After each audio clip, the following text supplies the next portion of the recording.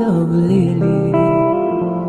Oh, where am I? Lowly, if we move. Hello, if we move. I am adore, lele.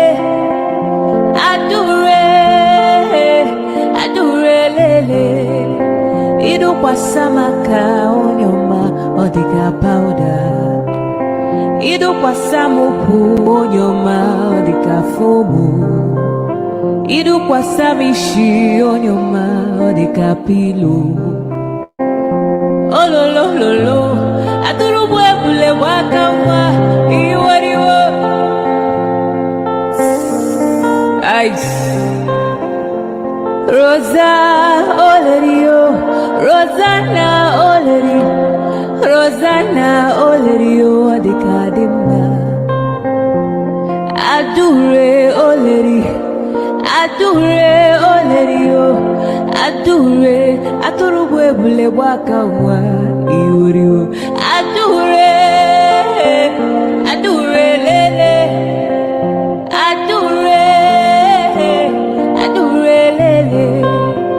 Ido kwasamaka onyoma odika powder. Ido kwasamuku onyoma odika fomu. Ido kwasamishi onyoma odika pilo. Oh lo aturubwe bule bwaka Opudelio nyekelaniyo. Olisa malugonko ene menenua. Opudelio nyekelaniyo. Chukuna malugo yobia diocha. Agaranya chogo kowe bili. Agaranya chogo kowe rienio. Owe chuku bezie chuku. Nuche chukwa busigi fegemeo. Nuche chukwa busia ifegemeo. Ni fosolo ne ase alibazie. Oboye bebe agaranya muliba. Oboye wuru agaranya mebibe solea. Mano agaranya mua. Oboye afiozie nipa kwa. Agaranya chogo kowe bili. Agaranya chogo kowe rienio. Oboye chikubezio lisa.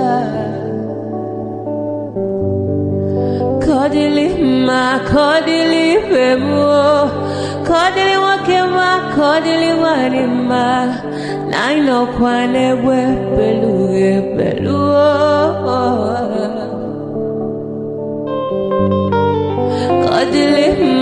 Kodili bemo. Kodili kemo, kodili heyo. Ibedwe me wanem. Nikadiezi bohimo.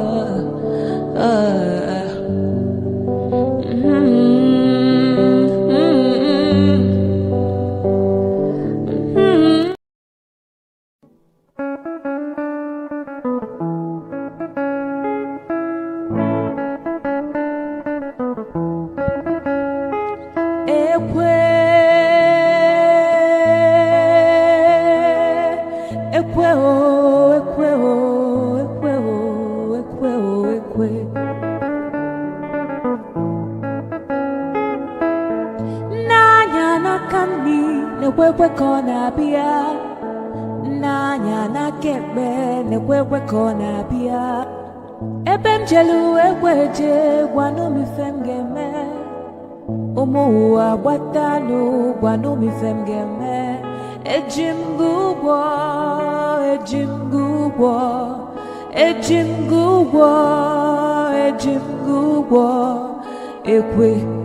Ekwe mbadike ekwe ekwe mgbadike ekwe anọkwa mbe m ijelụbịa anọkwa mbe m ijelụbịa iwe bụ akpa ego wee bịa iwe dọkwasị m n'ụkwụ iwe na-ayọ m wee jụ iwe na-ebe akwa ị na-ebe akwa onye na-eti gị ekwe mgbadike ekwe onye ibe m na-ewe iwe nya biko wee gbuo ya ọsụkọsụ nwamkpi nya biko sugbuo ya onye ife m na-ewe iwe nya biko wee gbuo ya ọsụkọsụ nwamkpi nya biko sugbuo ya selense.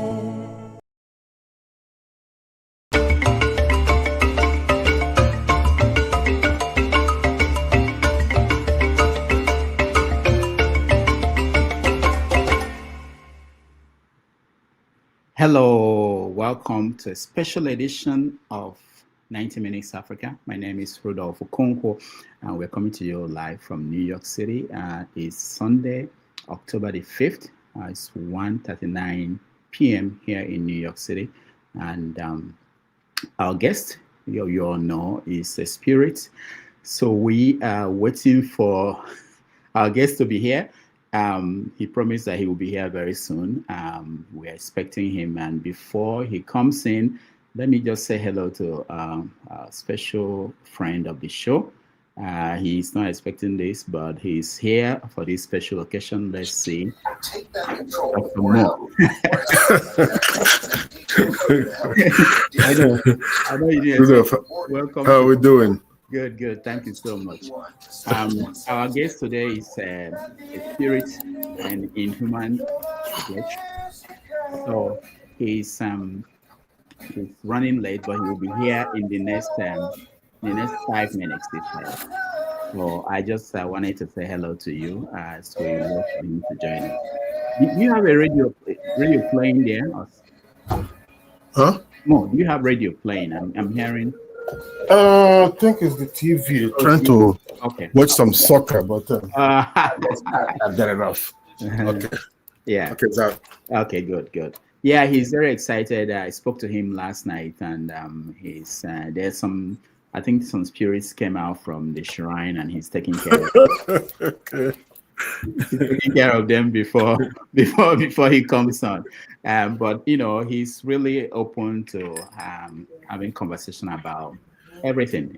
Everything. Chris, welcome to the show. Thank you. Good evening, Rudolph. I'm looking forward to this particular show. I'm looking forward to it. Yes, a lot of people are interested in knowing what. Yes, I'm seriously interested. Thank you. All right, thank you so much.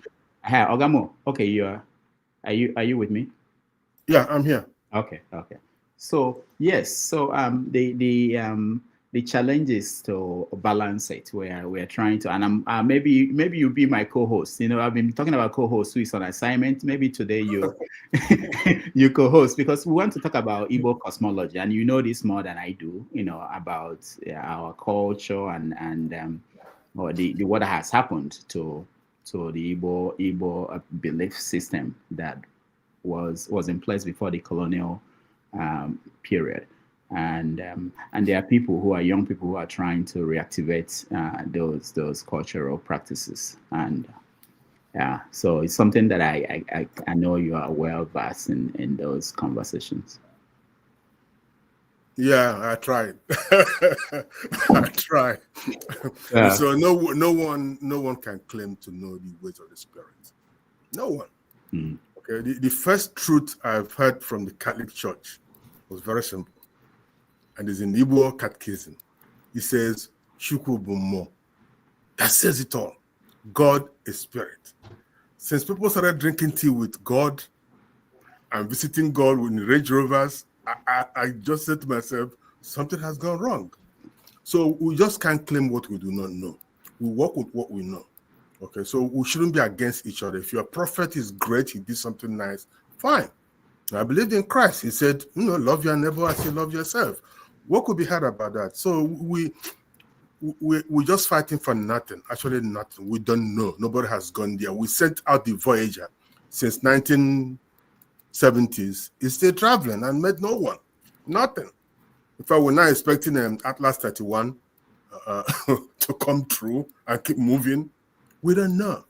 So everything we discuss should be in that prism that we're just trying to make sense of the life that we live, instead of claiming that you know it all. By the way, congratulations on yesterday's lady that. Oh yeah, yeah. That was good. Yeah, she broke it down. She nailed it, man. She nailed it. Yeah, you know, it's like just like the issue yesterday about being conservative, wanting things to remain the same, and in a world that is changing. Also for the Igbo people, I was talking to our guest. He will soon be here, and he was talking about people who take other titles and then move away from their hometown, the place that they're supposed to be priests or whatever it comes with, and go abroad and live, whether they maintain that that position as being an Ozo in New York. Not to talk about the chiefs and the kings and the other ones. so these are some of the issues that he's open to talking about those things and his own understanding. And he's just 28, you know. Yeah, so, yeah, it's good we talk about this, but the fact is, actually, somebody was telling me this morning if about the Archbishop, whether the Catholic Church will move a little bit towards embracing women. And I said, no, Francis tried it. He got a very big pushback. I don't know if you guys know this. With homosexuals and things, he got a very big pushback and stopped. He's gone. This guy's in. So in our own case, we have to learn to live with the times. My grandfather was the last Ozo of my town. Nobody has taken it since then. He's very demanding. Your grandfather? Yes, was the last Ozo of my town. Since he died, nobody has taken the Ozo title. Some towns have tried to reactivate it in their own way. Get somebody from Umuri to come and initiate. And of course, the Ichi, his face scarification is gone. You no longer do that. So why don't you see that in a positive version? If you live in New York, you don't have somebody beating the gong for you to eat every time. You don't have to wear skirt and tie a red drape on your neck. You don't have to. Nobody's going to kidnap you or enslave you. Okay, this is how to change, but the fact is that nobody is documenting it. There's no central authority that is kind of meeting and discussing these things. If you look at the internet, most content creators now of the Omenane, Buezioku, and some other things, they do their own thing. There's no central body to say, hey guys, this one is not going to work. This one is not fair. Even the Soludo thing that we'll get into, the Oki 13 is done in Pentecostal churches. They give you something to wear, something to put in your house, something. It doesn't have to be a big pot of smelling stuff. No, every little thing will kind of give you the faith to do something that you will not ordinarily do. That is all there is to it. So you can be in New York and be an Ozo. You can be in Alaska and be an Ozo. All right. Because Ozo is more fundamental than wearing stuff. Our guest is here, and we are going to go live. And then I'll briefly, I don't have a lot of questions for him. I want this to be interactive as much.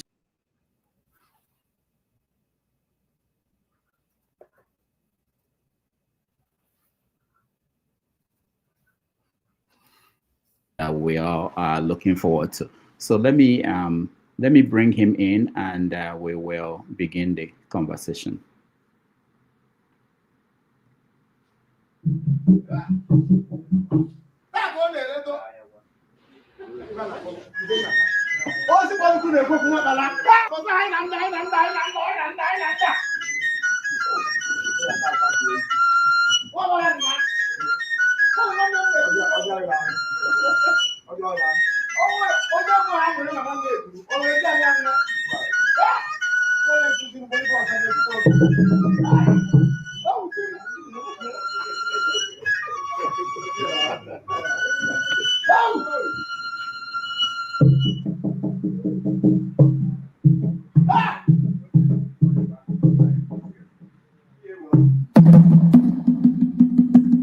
I don't want to be Colombo.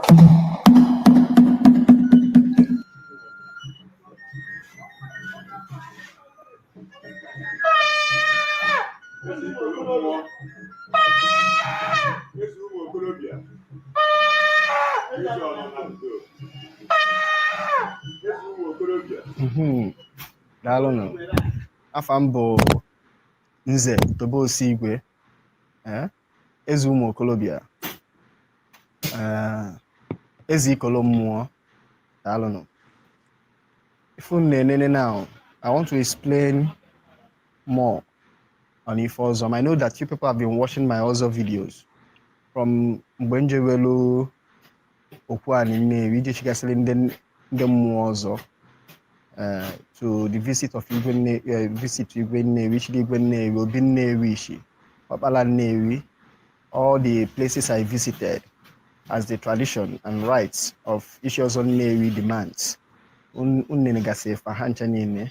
So we are coming almost to the end of the whole program. This, if I know now, the main issues of proper, which I have done, is just can cover in a way that those who want to learn more about Igbo culture will understand.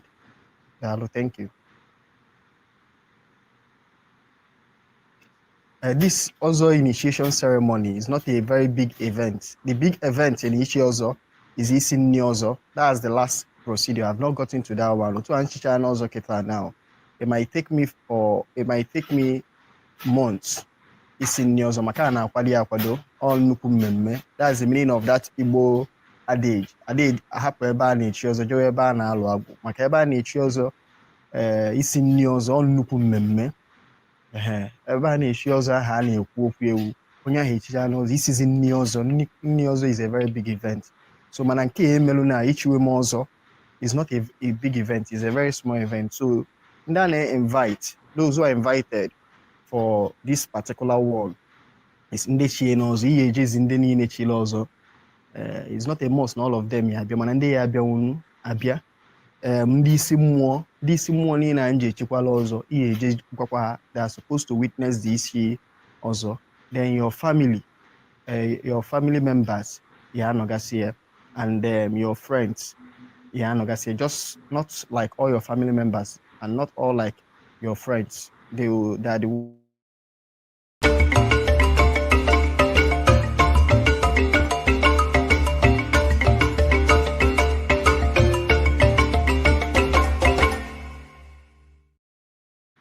All right, welcome everybody. Thank you so much for joining us on this special edition of 90 Minutes Africa. We have as our guest a writer, a filmmaker, dibia. He is also an also title holder from Nnewi. He graduated from theater arts at the University of Nigeria and Nsukka. He is in the studio. He's having small technical problems. He comes in and he will go out. We will connect with him as soon as he's ready. He's also a head writer at one point. He started in Nollywood and rose to the point of being the head writer of this popular show, the Jack Johnsons. He's trying to switch his internet connection so that will join us. Let's take a look at the Johnsons. Not be less privileged. Don't blame you. Once they just notice that I have one small cash that I want to use for something else, they'll bring one bill. Look at this, 60,000.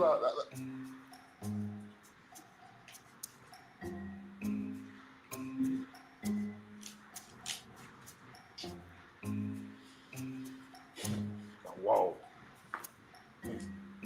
This is what I can afford. That's 50,000 naira. I not fit take my hand touch am. This money not go reach me by anything. I beg your pardon. Lucky, by the time I buy meat and one bag of rice, this money don't finish with that now. You see? No, you see? That is where the problem is. Must you buy rice? Must you buy meat? Hey! Yes. You say waiting? Yes. Okay, assuming you insist on rice, that we must be eating rice, since we are now birds. Must you buy one bag of rice? Oh, they are trying to give you half a bag or a quarter. I know some families who buy all these cups. You know, they measure it like 5 cups, 10 cups.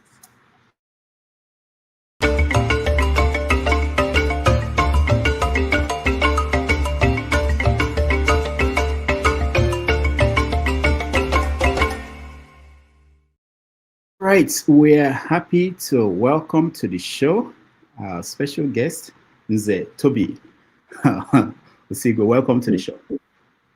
Dalo, thank you. Thank you, Yeah. Doctor. It's nice to have you. Thank you so much for being here. A lot of people are really interested in talking to you. So you are at Nnewi today? Yes, yes. Yes. Okay. How is Anambra State? Let me start from there. Anambra is peaceful. Anambra is peaceful for those that want peace. You know, there shall be peace for those that want peace. So I believe that Anambra is relatively peaceful for those that want peace. So it's at my own end. I can only talk about Nnewi because a certain old man was asked about his family. He said they are fine when he left. He cannot talk right now. So I can only speak for Nnewi. Nnewi is relatively peaceful. What about the upcoming election for governor? How is that playing out in the state? Well, I think there is no tension. There is no tension because it appears the current governor might be the only contender. Other parties, I don't think, from the look of things, it appears he doesn't have strong contenders that will make him G3. So I just like a layman or someone that is just observing from a distance, this is what I can tell, that it appears that he is likely going to coast home to victory because you do not have strong contenders that can give him sleepless nights, or the people will say, okay, I think this person is a better choice to the current governor. Mm. I know that the president was in the southeast last week. Did you watch the visit? How was he received? I think it was Imo State.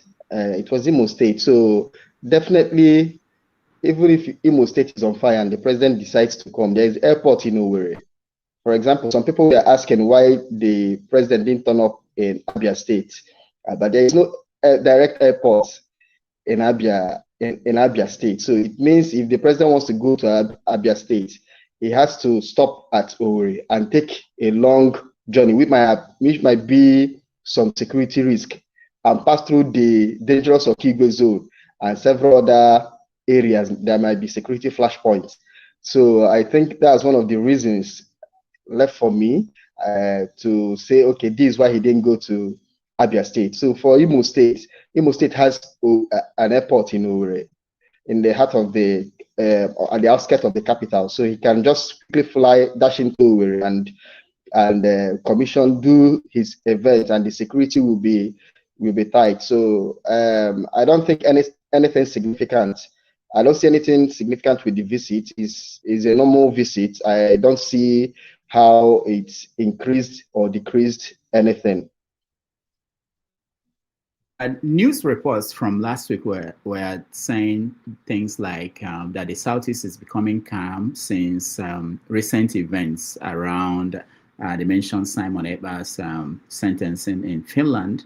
They talked about Yahoo the Yahoo the I forgot the name, that whether he was arrested or not, but that things are coming down in the South. You mean Gentle Yahoo? Gentle the Yahoo, yeah. Gentle the Yahoo, yeah. So is it true? Are things coming down in the Southeast? I think many Igbos are beginning to see, should I say, in fact, especially the communities that have been subjugated by these terrorists who are disguised as Biafran agitators. They're already tired of the whole thing. So some of them are beginning to see how they will rid their communities of these terrorist elements who are masquerading as Biafran agitators. So any news of the arrest of all these terrorists will kind of bring joy to those in that community, and also those people in that community will be more emboldened to start returning to their various communities. So we can see that some of these arrests and some of these kidnaps, and also people coming to the realization they have been scammed with this whole Biafra agitation, is helping people to, you know, go back to normalcy. However, someone like me is waiting till the day we stop sitting at home on Monday, till the day we stop sitting at home on Mondays and business and banks will open in our areas. That's when we say, okay, I think sense has finally returned. For now, is a gradual process. We are getting there. So we are getting back to normalcy, but we can't say there is normalcy till we stop Monday sit at home in all parts of Alibu.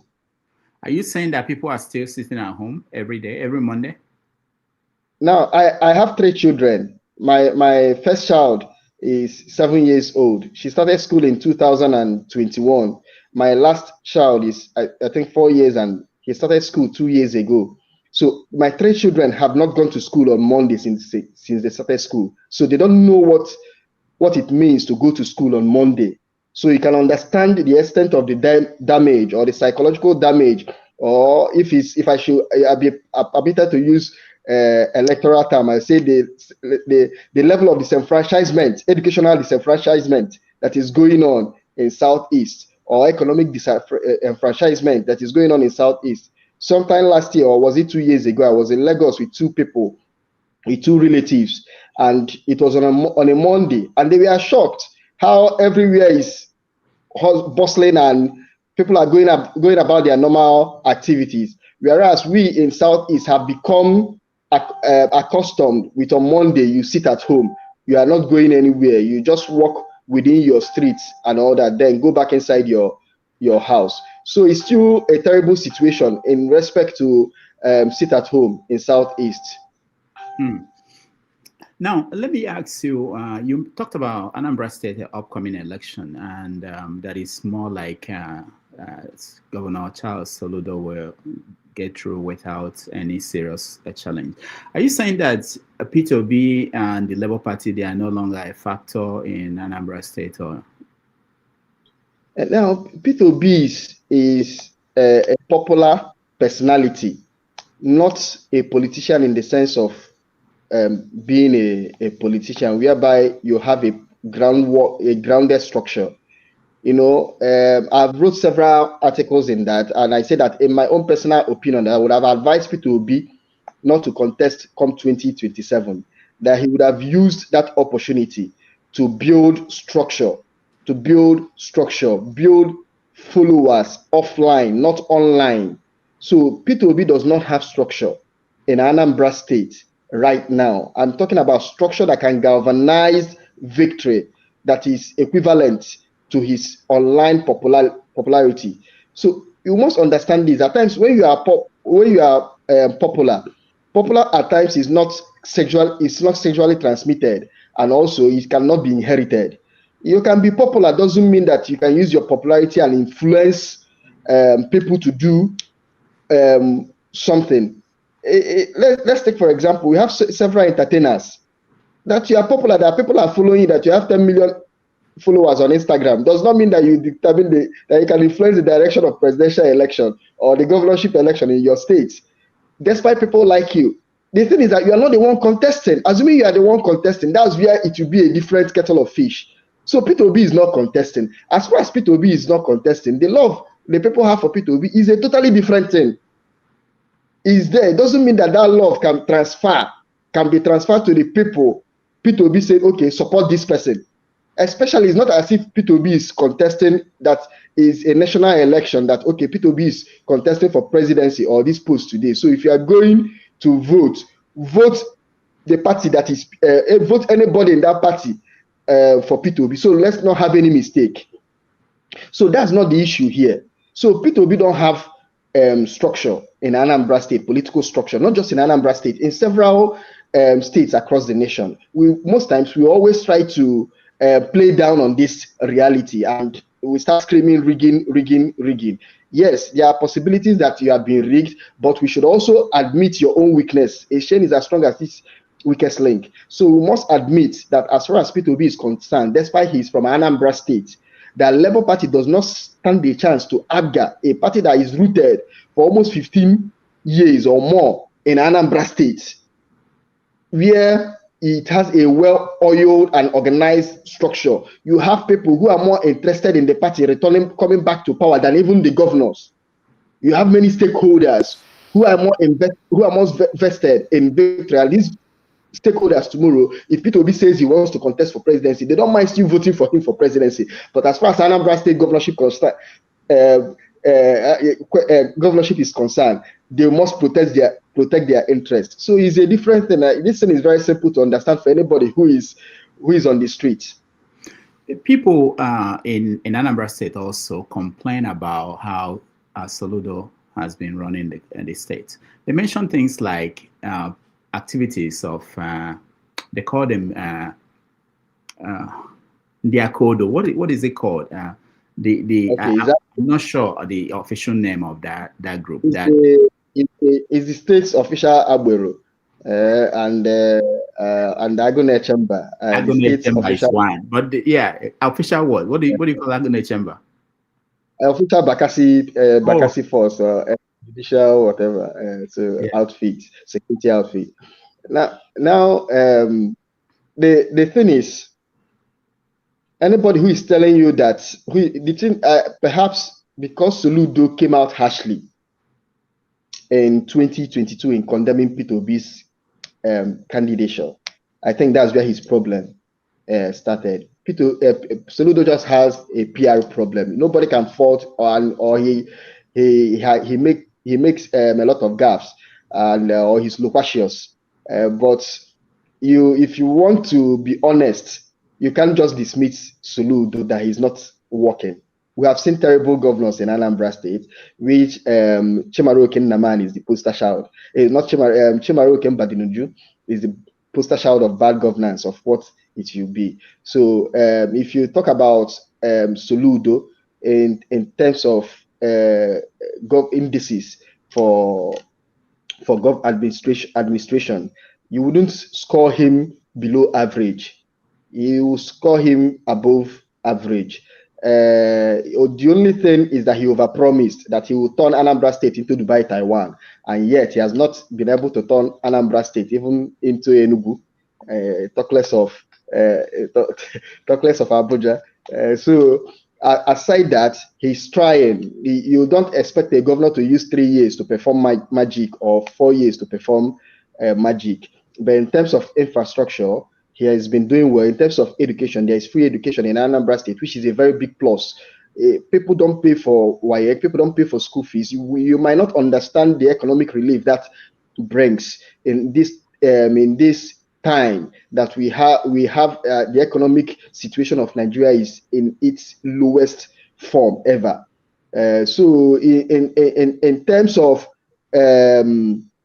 agriculture, I can't see how I can score him so much. In terms of security is more hydra-headed. So it's not, there's a part that government needs to play, and there's a part the people also needs to play. The security forces need to work with information. You cannot be protecting criminal elements in your community and still be blaming the government that they are not working.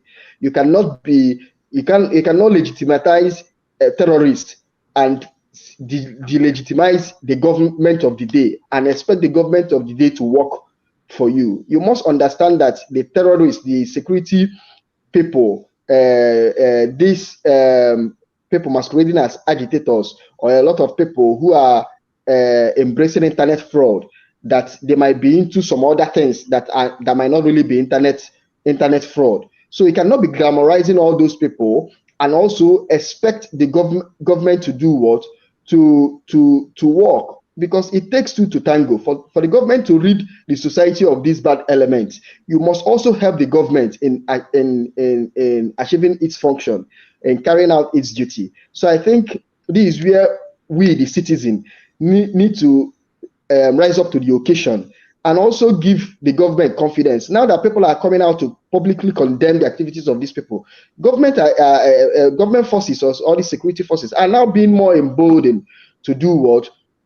To fight terrorism, or to see how they can make Anambra State more secure. Then when you talk about the Akodo boys, they are the, like I said, they are the Agwus, the tax collectors or unofficial or official tax collectors of the state government. You must know that in Nigeria, paying tax is something that we are not really good at. So most times they use extortionist measures to get tax from motorists and all manner of people, sellers and traders and hawkers and artisans and all that. So the Akodo people are the official, what I call them, the official Aburu boys of the government that try to get tax from the people. And at times they will be overzealous in their duties. I've also called out the state government sometime, and I asked them that it's good to you train people. If you call people if you employ people, they need some certain level of training. That's why you're a professor. That's why you're an academician. There is some certain level of finesse that is expected from a professor than from anybody when the person is in government. For example, we talk about electoral fraud in Nigeria, and some people are drawing out that most returning officers and most, what do they call them, during elections, these are professors, these are vice chancellors. How come they are embedded in perpetuating or they flawlessly carry out electoral fraud? There are some things in fact, in trouble with Nigeria, Chinua Achebe even highlighted that we have seen cases where professors are brought into governance, yet they perform below average. That it speaks very ill of educated people being in government. So when someone who professes himself to be a professor and is actually a professor and a professor of international repute, there should be a kind of elevation in terms of administration. So we cannot say that we have really seen that elevation in terms of administration when it comes with the current governor of Anambra State. But nevertheless, we cannot still dismiss him that he's incompetent. No, he's not. Okay. I was in Anambra State in June. I passed through the airport. I saw flyers or posters of the governor and the president when the president visited.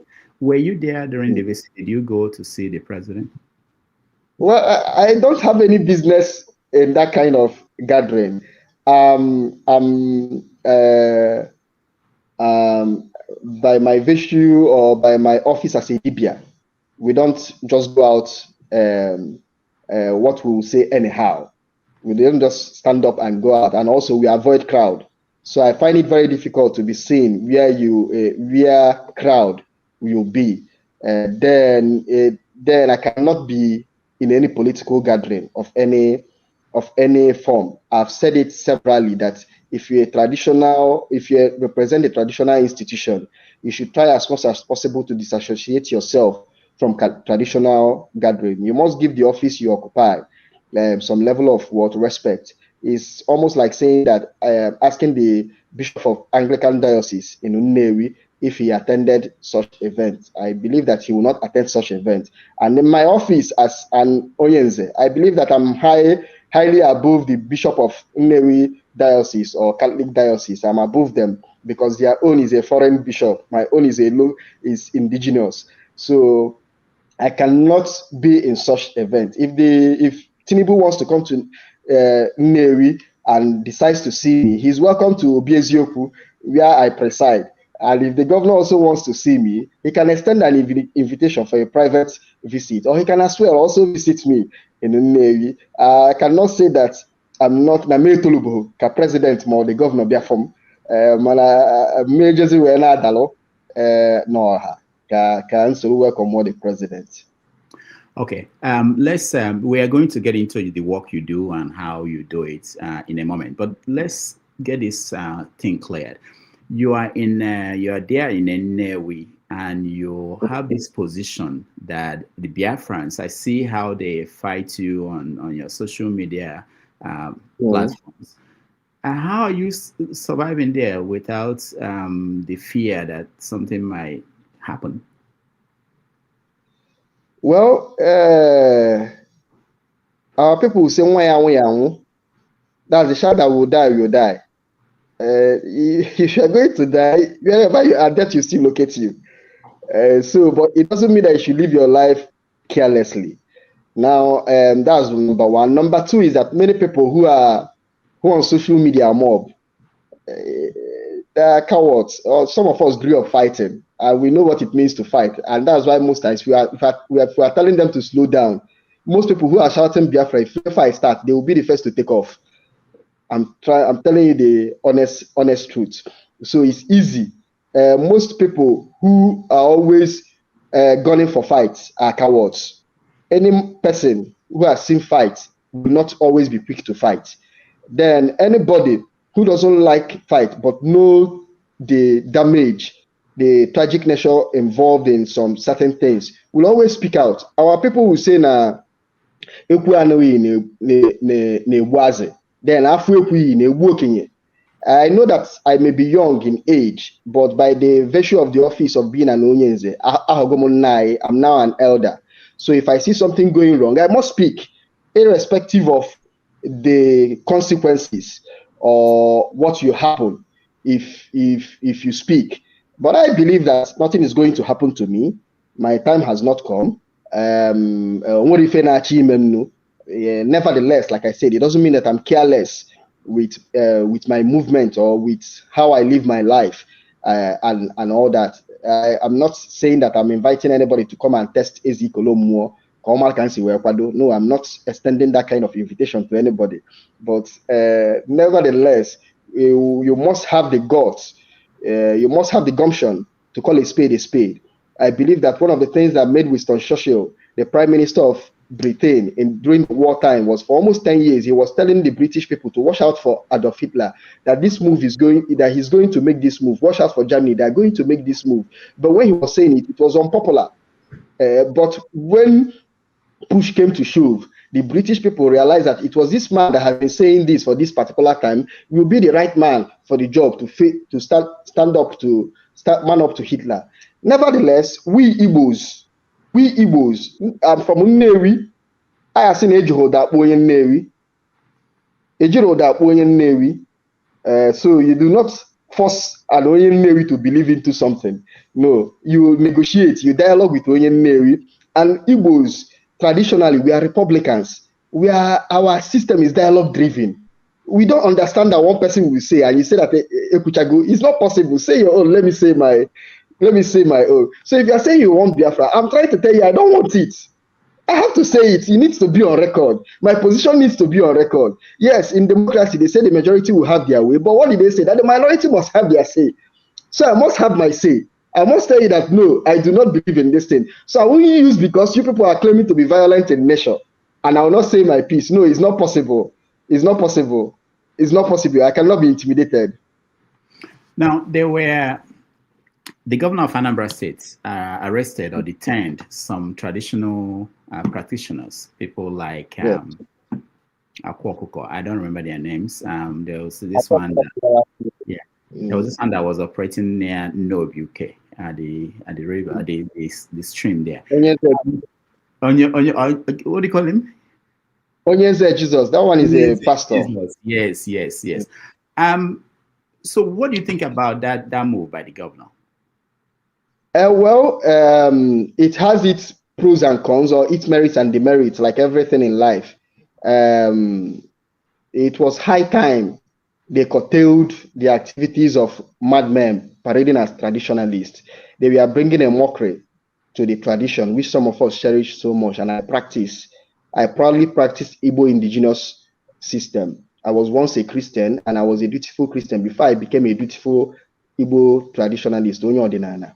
So some of us know that they are making a mockery of this whole thing, and people were bastardizing it.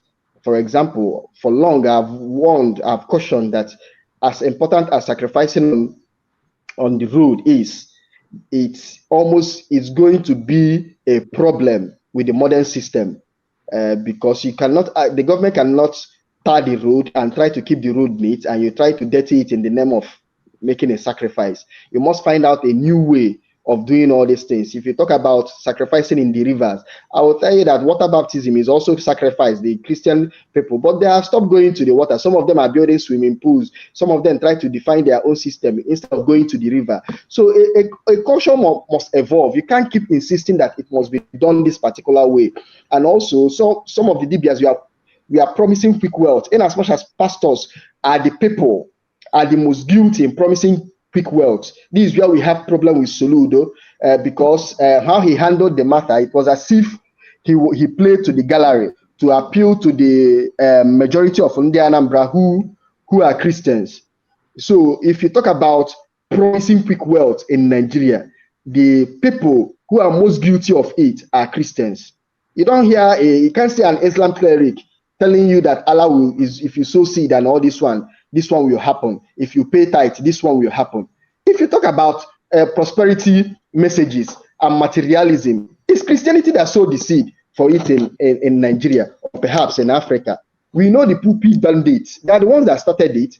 So it's just that now that we are having a kind of return to Igbo consciousness, and people are trying to go back, trying to trace back their roots, a lot of smart Alex, a lot of bandits who would have gone into ministry as pastors and continue with the charade have quickly returned back to Igbo tradition and annexed the role of dibia and trying to promise people that if you do this one, if they do this particular okite for you, or if you do this ritual, you are going to have money. If they do this one, if you are doing Yahoo and they do this one, as in client must pay. That's all this one. So how can you be encouraging people to go into all this kind of fraudulent business activities and all that as a dibia? So these people, we are bastardizing the Igbo culture. It was as if the menace we are seeing in Christianity, that the ordinana was going to be even worse. So the government had to step in. I think it was Nwafurizu in one of his poems that said that in a society that you must shame yourself, or society will be forced to shame you. So in life, you must call to yourself to order. If you don't call yourself to order, your community will call you to order. So I think this is what happened with these people. The government needed to step in, and so and the governor of Anambra State did the right thing. I wrote copiously about it, and I've made my position clear.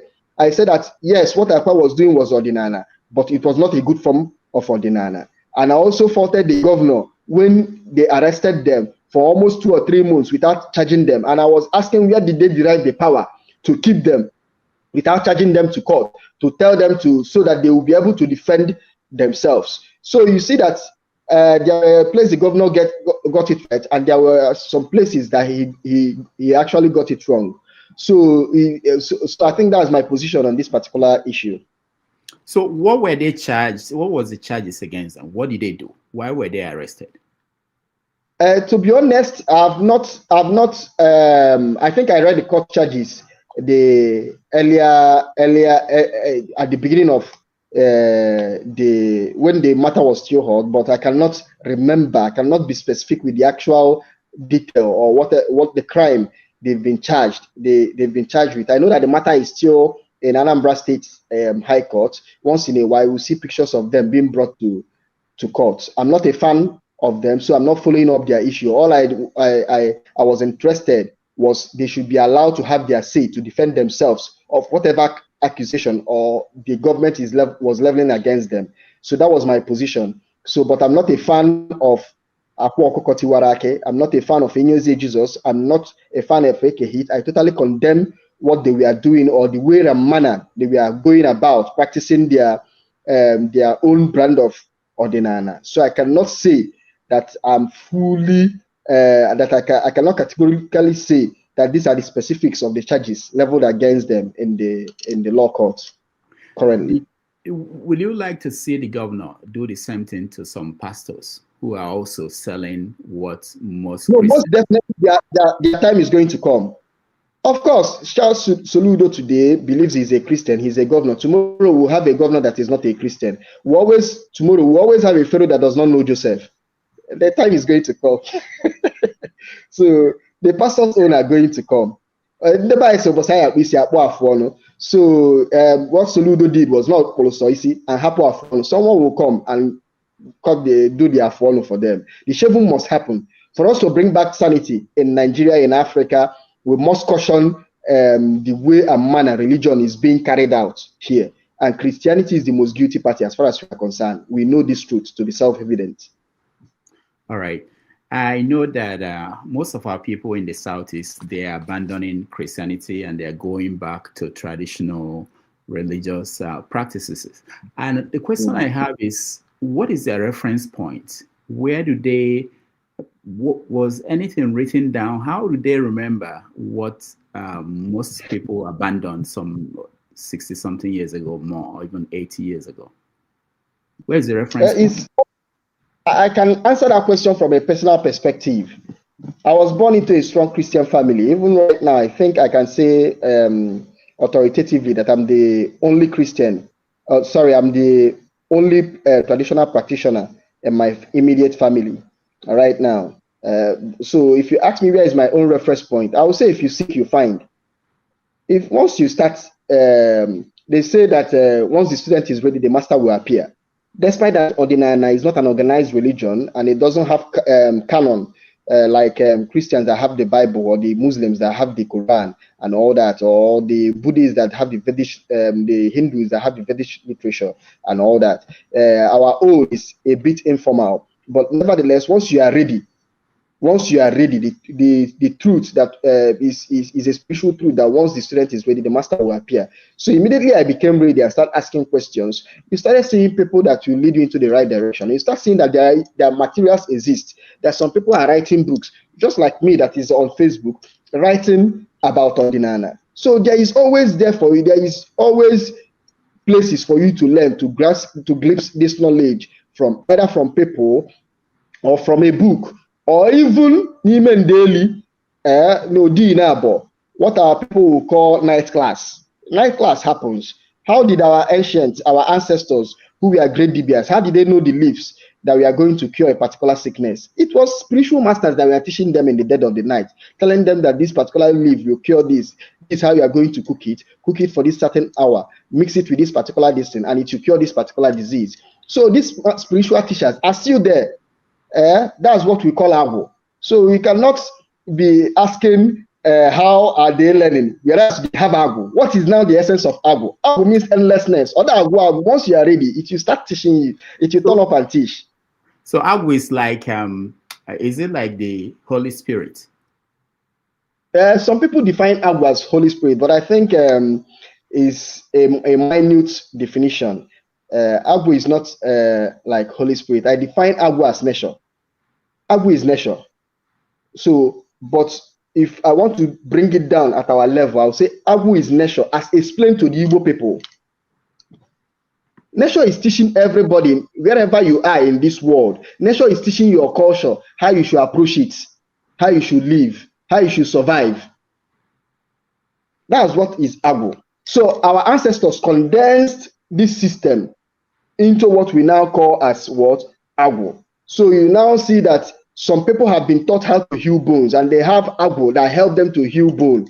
Some people have condensed this system into Agwu, Agwunka, or that's Agwu of how to make tools and hoes and farming implements. They now have Agwunka. You have Agwu Afa. You see people that have condensed Agwu on the tool of prophecy, on revelation, on how things we are done in the past or how things should be done in the future.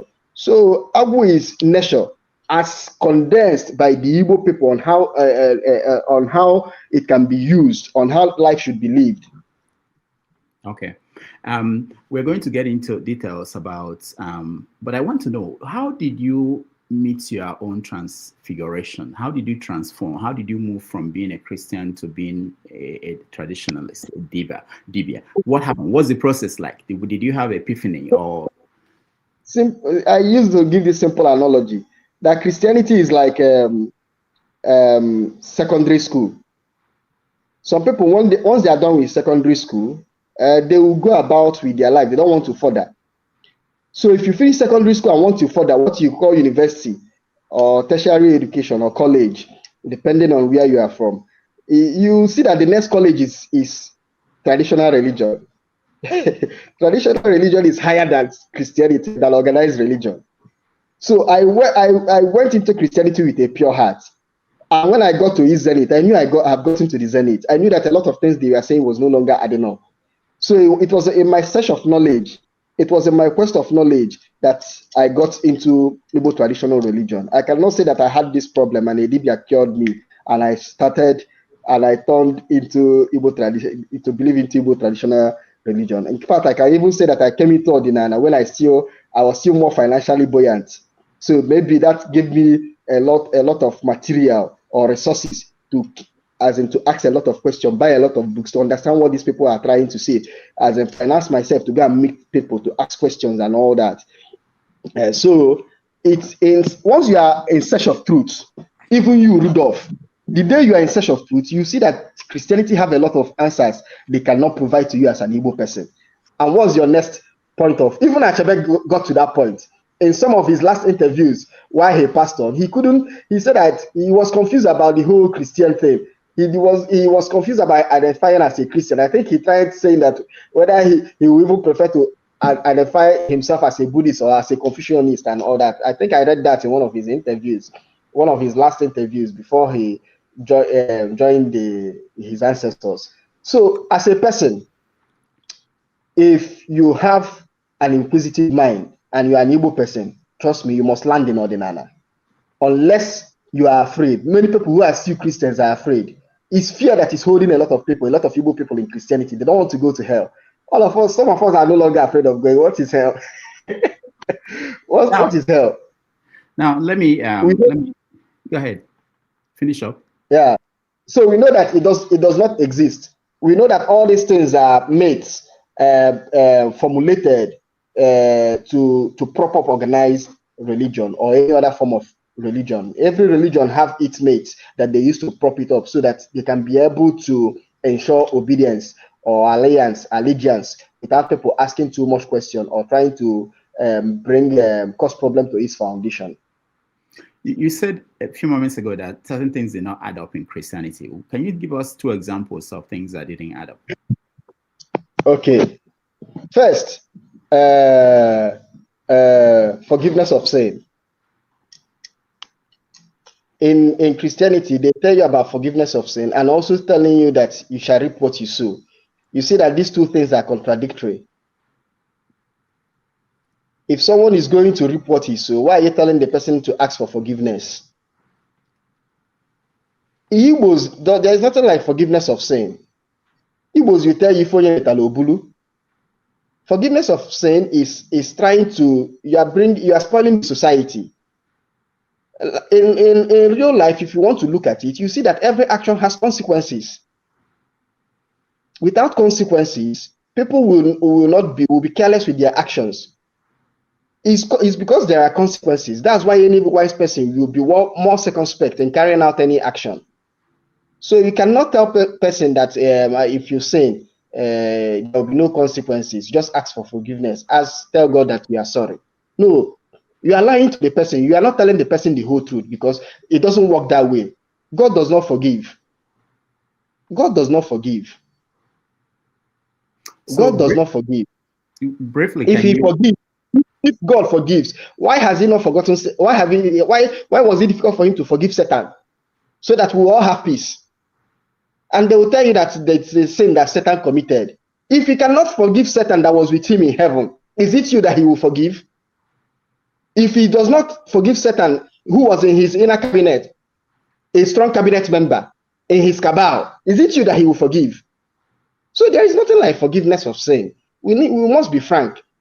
So if someone commits an offense, he goes to lockup, the judge will tell the person if you say that the offense is minor, we can understand it. That this is a first-time offender. This is logical. So you see a lot of illogicality in Christianity. See what Christianity does, and it's not just Christianity. They say the truth and they use lies to cover up the truth. And that's what organized religion does. Because if they tell you the truth will set you free. But they don't want you to be free. They want you to keep coming back every day. That's why I say that church is a school that you can never graduate from. They will never want you to graduate. So they tell you the truth and they pack that truth with lie again. So you keep coming back. Truth sets free. If you tell someone the truth, the person doesn't need you again. The person will go out to go and practice it. The person will go out to go and practice it. For example, when I was a Christian, I was conflicted about the whole tithe stuff. I had to study the Bible by myself before I realized that the whole tithe thing is not how they were presenting it. And even when I talk about Christianity, I'm always specific. I say Christianity, even as practiced in Africa or is in Nigeria, is more terrible. There is a very big dissonance between Christianity, what is in the Bible, and some of the what we see we practice in Nigeria here as Christianity. So why the so much emphasis on money? The Bible did not emphasize the money. How can Jesus, the Christianity told you that Jesus died poor for you to be rich? That is a lie. That's another contradiction. If Jesus died poor, some Christians will say that the issue is not about the preaching or the teaching, but the practice, how people are practicing that. I think that they might say that you are mixing it up. There will always be, just like in traditional practice, religion, you mention people like Akwakuko who are not doing it the right way, according to you. And there are Christians also who will say that there are some pastors who are not doing it the right way. Yes, is right. So what we are saying is that the room for error, the margin for error in Christianity is wide. Unlike in Ordinana. Why? In Ordinana, you are dealing with earth. You are dealing with nature directly. You are saying that if this thing I'm saying is a lie, if I'm not getting it, if I'm saying this is not it, let the earth judge me. But in Christianity, they say, let God judge. Which God? Nobody knows the God. Christians are very smart, or the people that wrote the Bible. I said it in the Old Testament, the Bible God had a name, Jehovah or Yahweh. In New Testament, they knew it was going to be issue because they are now packaging a religion for the whole, for a lot of people or humanity, a lot different cultures. They didn't want to give it a name because once you give it a name, the person will tell you no, they have their own God. They will now stay saying God. That word God is very is deceiving. It doesn't mean anything. So when you swear in the name of God, nothing is going to happen to you because there is nothing like God. Even me, I'm a God, you're a God. So who exactly are you swearing in the name? But pull your feet, as Africans, you tell you, or the Igbo tradition, stand on the ground, remove your slippers, stand on the ground and swear that this earth that I was born into, if I'm lying, if I have lied, if I enter into this office that I'm going to steal what does not belong to me, let this earth judge me. Then you see the earth will swing into action. That's why our forefathers, whenever they want to create a community, or if you buy a house or you buy a land, the first thing you do is to appease the land. Because they know that the land is a living organism, is a powerful force, is a god on its own. Who is Chukwu Abiyama? Our people, the Igbo, the Chukwu means two. We have Chukwu Abiyama, we have Chukwu. So at times people confuse the two. Chukwu can mean the Chukwu of Aro Chukwu, and Chukwu Abiyama means the unknowable God, the unknowable force. Our people, after identifying several power points, both Ani, both water, both their ancestors, both the God they created by themselves, both the God that appeared to them, and all manner of gods, they still admitted there is still a power beyond knowing. And you can only know that power when you come. That's the meaning of the word Chukwu Abiyama, Abiyala Ama. You must come. It's not God that someone introduced to you. Chukwu Abiyama is the God that you yourself will come, and the God will reveal itself only to you. Any God someone tells you about is no longer Chukwu Abiyama. That's, you see the extent of our ancestors' knowledge. Any God anybody refers to, introduces to you, is no longer the Chukwu Abiyama. Our people will say, Agwu to onye follow, Akwu Iweke.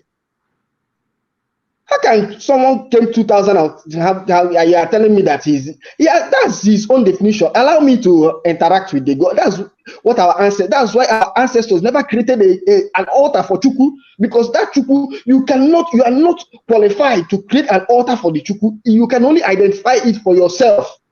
Go and know it for yourself. Chukwu abiala ama, abia amalo. That's the full meaning. Chukwu abia amalo, Chukwu, because the Igbos believe that everything in this earth has a chi, but there is a bigger chi, Chukwu, that is above every chi. And you can only know that chi if you come to it. It will reveal itself to you. So whatever he reveals itself to you is only to you. If he reveals to another person, it will be in another form. So you are not going to start taking it to tell people this is how Chukwu is. Once you say this is how Chukwu, you have reduced it because it's beyond comprehension. All you have to know here is to open it to you to your own level. What's the relationship between you and your chi and your Chukwu? I don't worship Chukwu. I don't worship Chukwu. You are Tobe Chukwu, is it? Yes. Yes, my full name is Tobe Chukwu. So which Chukwu is the one I believe that the right people that will answer that question is my parents that gave me the name. My name that I have given myself is Nze Tobe Osigwe, which signifies my message. If you give birth to children and you give them name, if they grow up, they are supposed to find their own name for themselves that will define their own personality. So my parents gave me Tobe Chukwu. So my mother, in her own definition, or my father, it means to praise God. And they are Christians. It might be their own Christian God. So now you and your chi, how was the connection? How is the relationship? What does chi do? In Igbo Cosmology, everybody has a chi. Chi have different meanings. It might be your guardian spirit. That guardian spirit can be a departed ancestor who has lived this life before you. People will say, you are coming to the earth to live a life that someone has lived, and that person that has lived it is supposed to guide you. If you are coming to America for the first time, if you have an uncle, those at home will tell you, go and meet this person. That person in America that has been there before you, 10, 15 years before you come, you give you a good landing, a good guide. If the person gives you a bad guide, it becomes what Igbo calls a case of ajochi. So your chi is supposed to give you a good guide on this earth because your chi has lived before you. And it's now in the underworld. It's from that underworld that you are having you open a communication line between you and your chi. This is what the Igbos call Ipo to chi. A formal communication line has been opened between you in this land of the living and between your chi, who is in the land of the underworld, that is seeing everything that I have also had more experience than you. Now, I used to give this analogy about between chi, you and your chi. Imagine yourself flying an aeroplane and you have your information or technician at the control tower who is guiding you, giving you weather reports and everything. Your chi is that person at the control tower. You are the one flying the plane. So if you ask for information, your chi will provide a better guide.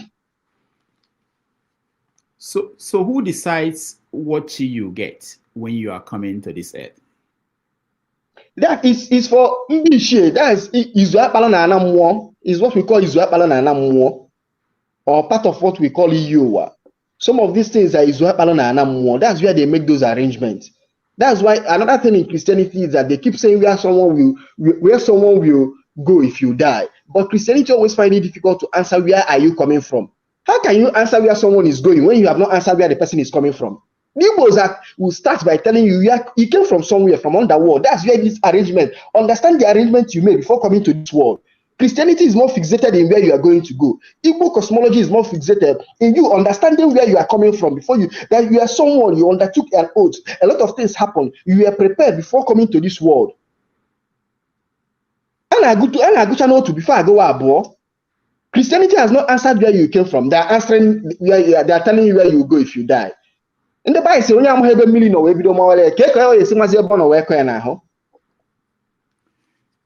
can you fire your chi and request for another one? But people have answered that question. Blue shoes or one also. They have answered it philosophically for you. Blue shoes or also. So you are stuck. You are stuck yes. with what you have. Yes. If you have ajochi, you are stuck with it. You can't change it. So how does punishment now works? How, at the end, how do you get reward and punished if you didn't do well? It's not your fault. It's the fault of the chief, which goes back to what. It's like I told you, I gave you an analogy of someone in control tower. The person on control tower, does it force the person on the plane on how to drive the plane? It's just to give you information. That's what she does.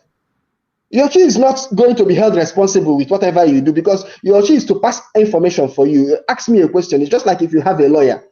Your lawyer is like your advisor, your legal advisor. He's not going, if you are guilty, he's not going to go to prison with you. He's not going to the prison with you. All right. There are so many things to talk about. But before we go to the work you do other than this, I want to talk about reincarnation. I was born, okay, and I was told that I was my grandfather that reincarnated. How do people determine that? How do you determine? Now, I believe that there is a lot of wrong definition or interpretation of this whole reincarnation. If, for example, the scenario you painted, that is your grandfather that reincarnated, what I will use the word returned, it means that you have returned again. That life no longer exists again. So at times, what people call reincarnation is what these Igbo people called chi. At times, someone's chi is who they are saying that he has returned. No, once you return, that life you lived before no longer exists. Yeah, that stage of grandfather has ended. But there is now another explanation. If they are saying that he has returned, it means that the person has come back to continue with this life, because people believe that you do not come to this world only but once. This is what we need to understand first, basically, in Igbo belief of reincarnation. Igbos will tell you, Owamo wasa. So you do not just come to this world only but once. Have you seen any person who goes to the market only once?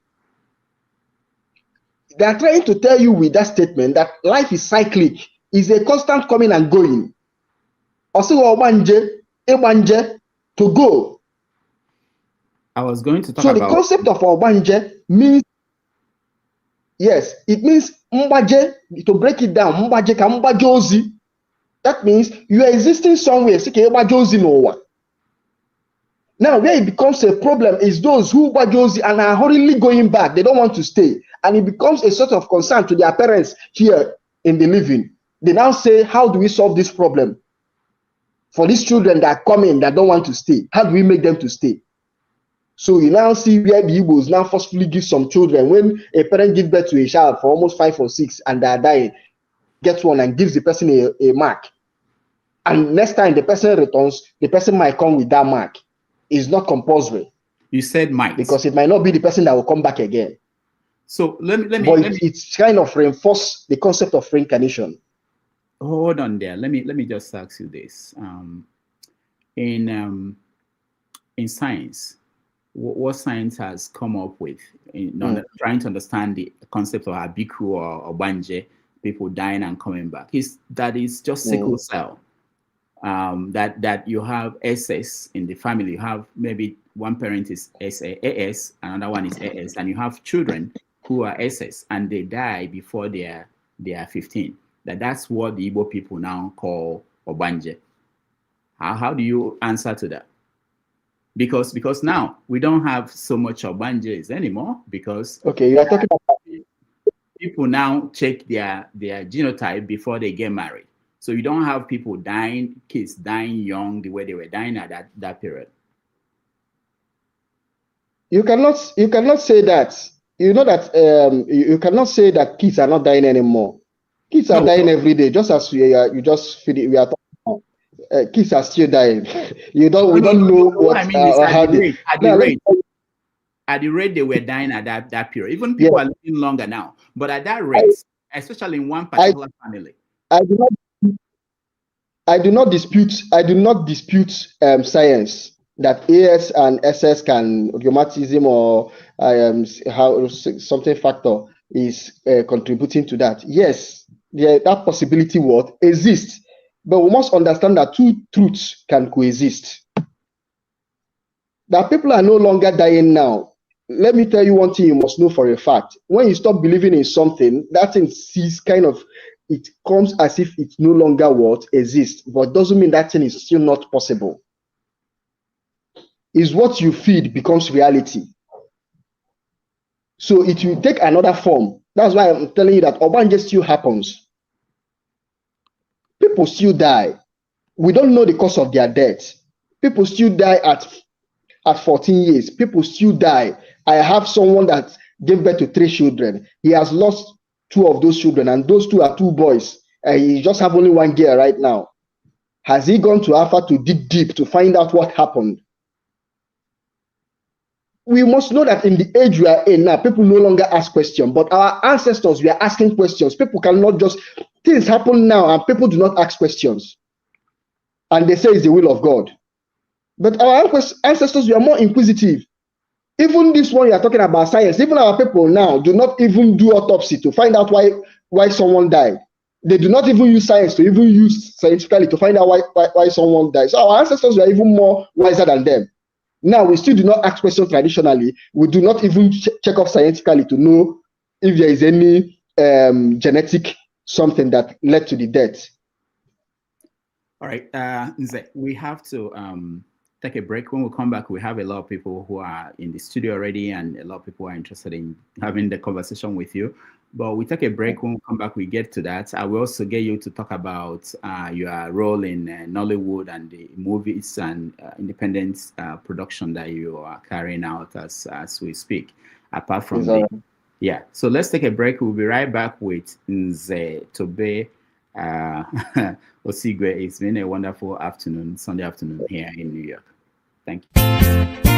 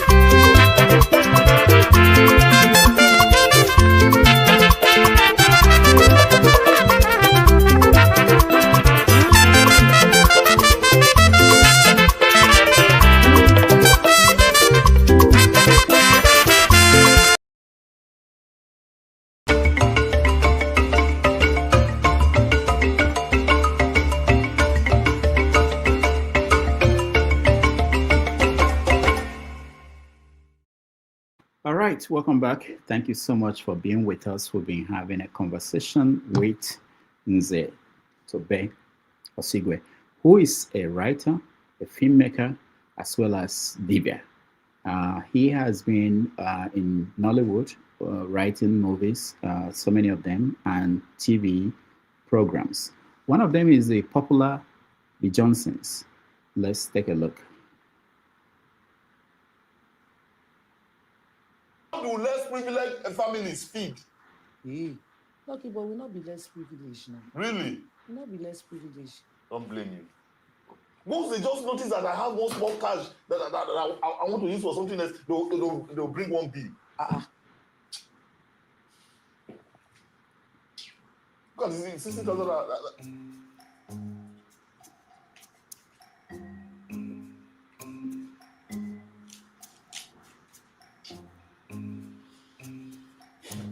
Wow. This is what I can afford. That's 50,000 naira.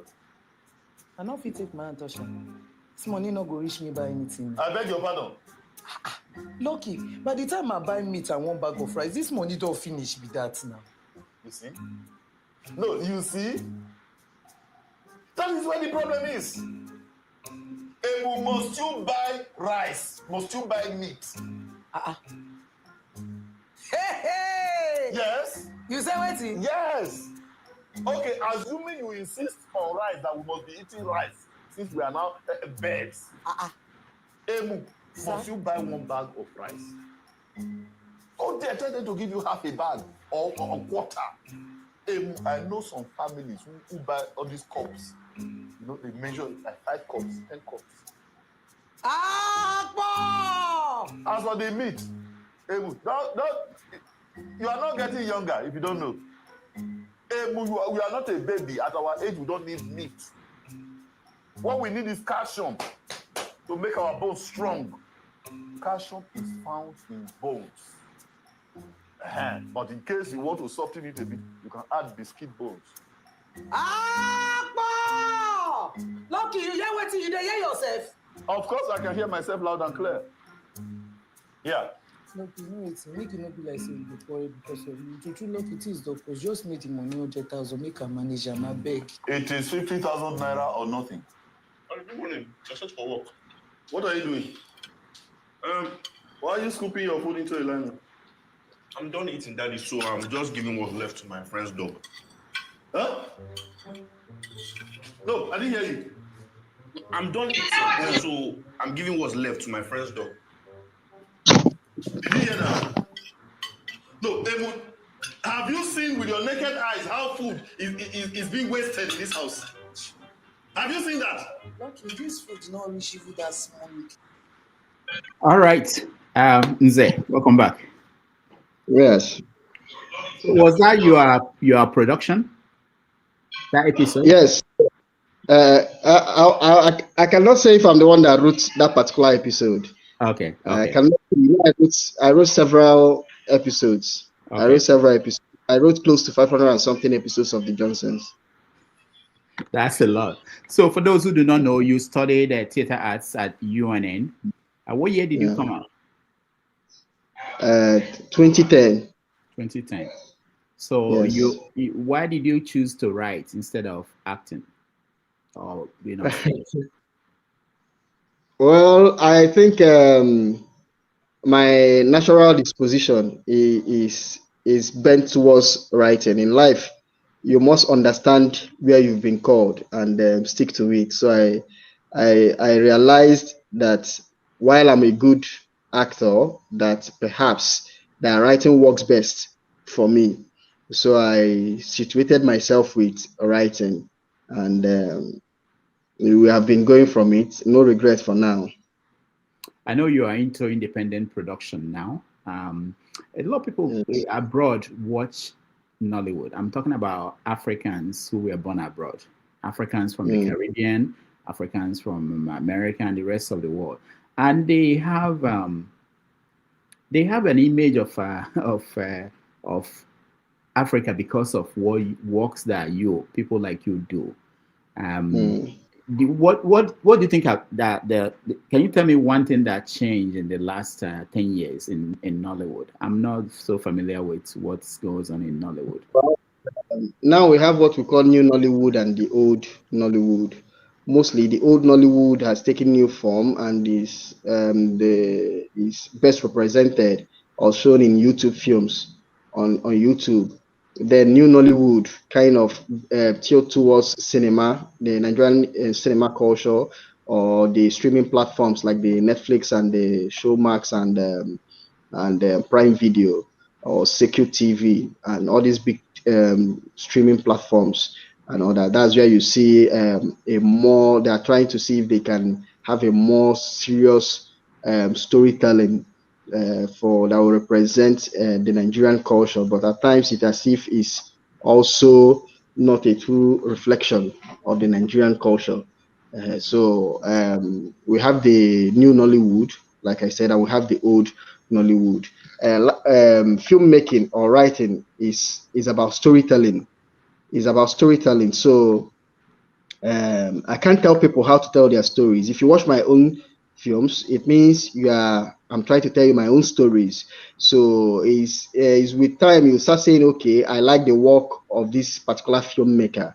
Right now, I've gone into independent filmmaking, and I believe that in the next 5 or 6 years, people can judge the works of Ikolomo Media and say, okay, I think we like his own form or their own form of storytelling. Everybody is trying to tell a particular story without knowing. I think that's one of the mistakes of some of our filmmakers in Nollywood. They do not know that they are passing a message without knowing, because filmmaking is an entertainment, passing a message through entertainment without in a subtle form. So I believe that with time, with the consciousness that is coming up, people, our filmmakers, will be more careful in the messages that are putting out there. All right. At this point, I will bring in our people. They can't wait to join us in the conversation. Let me start with you, Chris. Chris, welcome to the show. We are talking to Nze Tobe Osigwe, who is a writer, filmmaker, and dibia. Go ahead. Hello. I don't know. Can you hear me? Okay. Yeah, we can hear you. Go ahead. Okay. Hello, Chris. Okay. Yeah. Okay. Nze. I don't know. It's proper Nze. Okay. Because I told them my own Nze ndị nke akara ihe niile ka ọ bụ Nze ndị nke ihe elu ha aka na-ebu. But the reason why I'm asking is I want to ask you the question, I like your presentation today, especially on Igbo religion. But you didn't discuss much about Nze in also society. And I know that, the Christianity came with a lot of other things apart from Christianity. Now, my question is, people like you who are educated, why is it difficult for you to try to organize the Igbo religion, to have the like of congregation, the like of organization to bring it to modernity? I don't know if he's gone. Yeah, I think we lost him for a moment here. I'm sure he will join us again. I was just thinking about this disconnection and Wi-Fi situation. Maybe our traditional dibia in the past, they had their own Wi-Fi that people like Otti won't let us look into because he believes in the. I'm sure he's going to join us again. I told him to be ready for you guys, that you'll have a lot of questions. Mo, welcome back. So far, let me, while we wait for him to rejoin us, I'm actually surprised that right at Nnewi he could connect with less problems than what we typically have with connections from Nigeria. All right. All right, he's He's back. Okay, so finish up. Okay, yeah. So, you know, when people, if you read the things fall apart, you would have discovered that there was a where there was this debate between the traditionalists and the church people. And what I believe is that the reason why the white man conquered us is because we do not have a religion, a congregation for our own religion. And that's why it was easier for them to conquer us mentally, culturally. So I'm asking, how long will it take the Igbo elite to try to organize these things, the template our forefathers left for us, you know, into a modern organized organizations? All right, thank you, Chris. Nze. Okay. Chris, thank you. Okay. First of all, Ordinana is not an organized religion. I always argue this or try to explain this for people. You must understand the form something has before trying to give it into another form. You can give it another form, it will become something else totally. You must understand the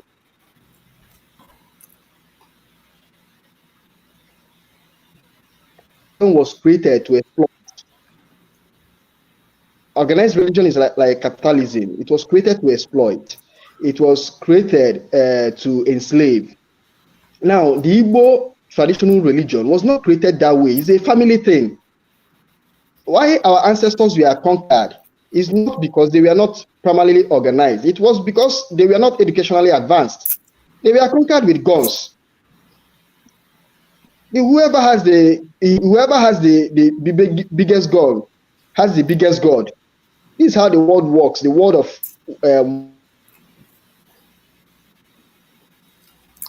All right, I probably spoke too early to say that his internet was doing well.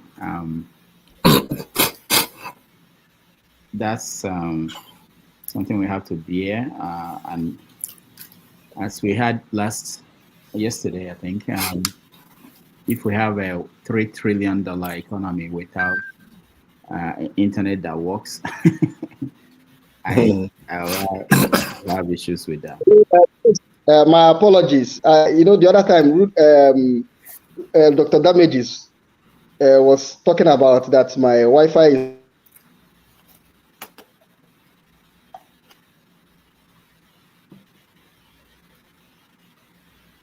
Yeah, I think I must have annoyed some ancestors.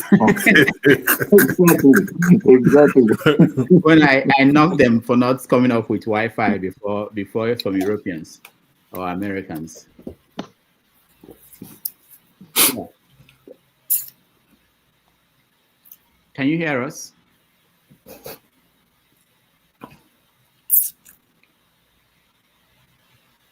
Nze.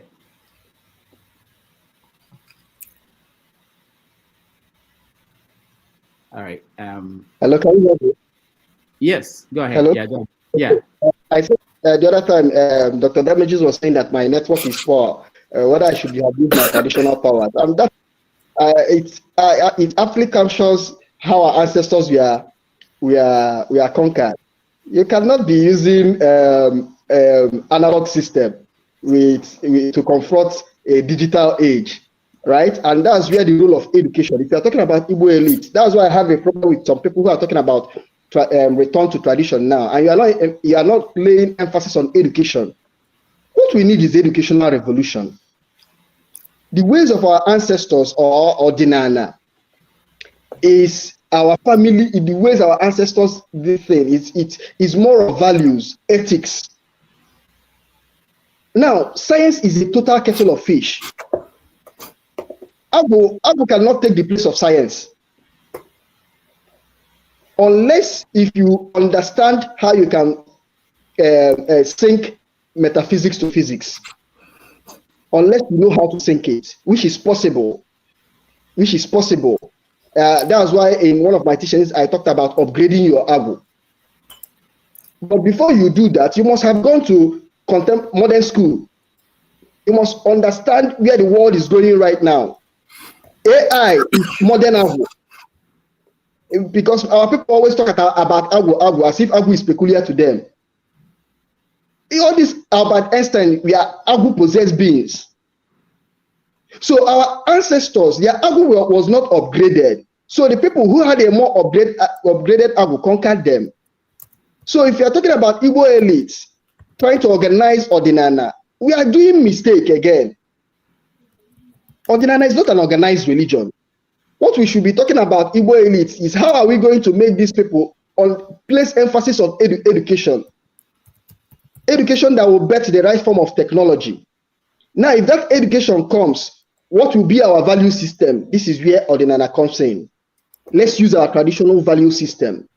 For example, the Chinese, these people learn technology from the Western world, but their value system is not rooted in European value system. Their value system is Chinese value system.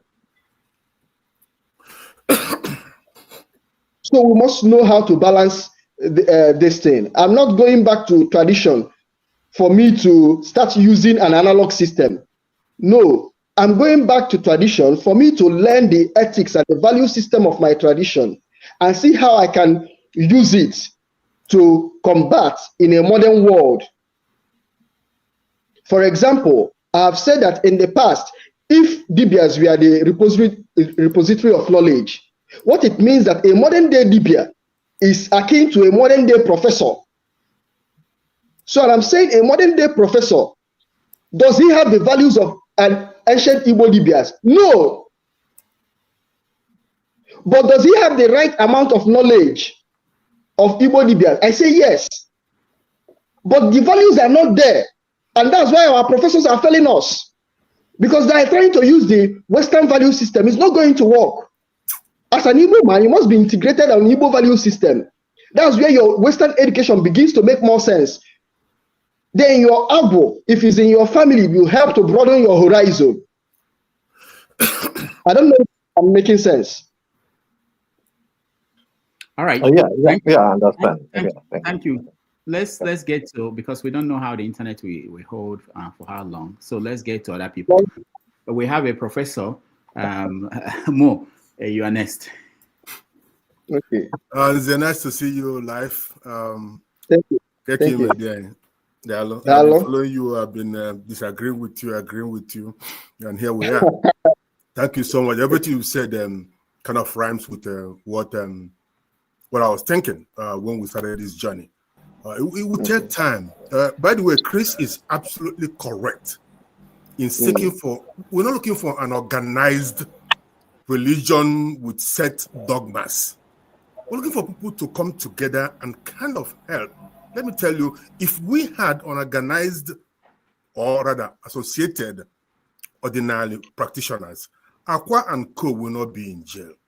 Somebody should have told Nze Jesus that what he's doing is totally wrong. And the guy had repented recently.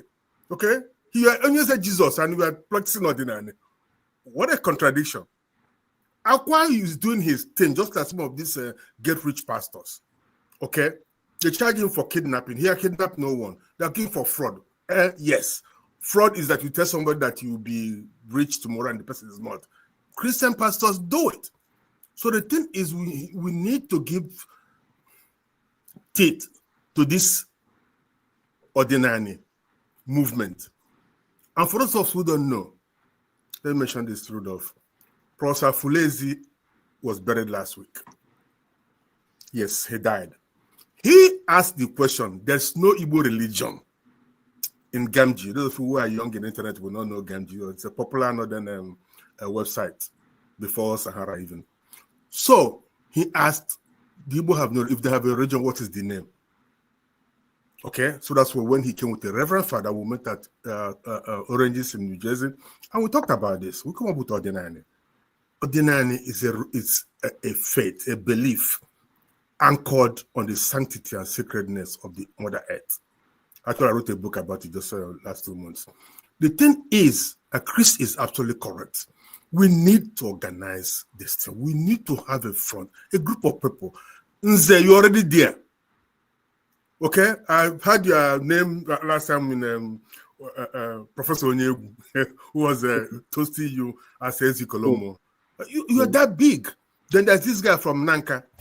Is it Nanka or from what's his name again?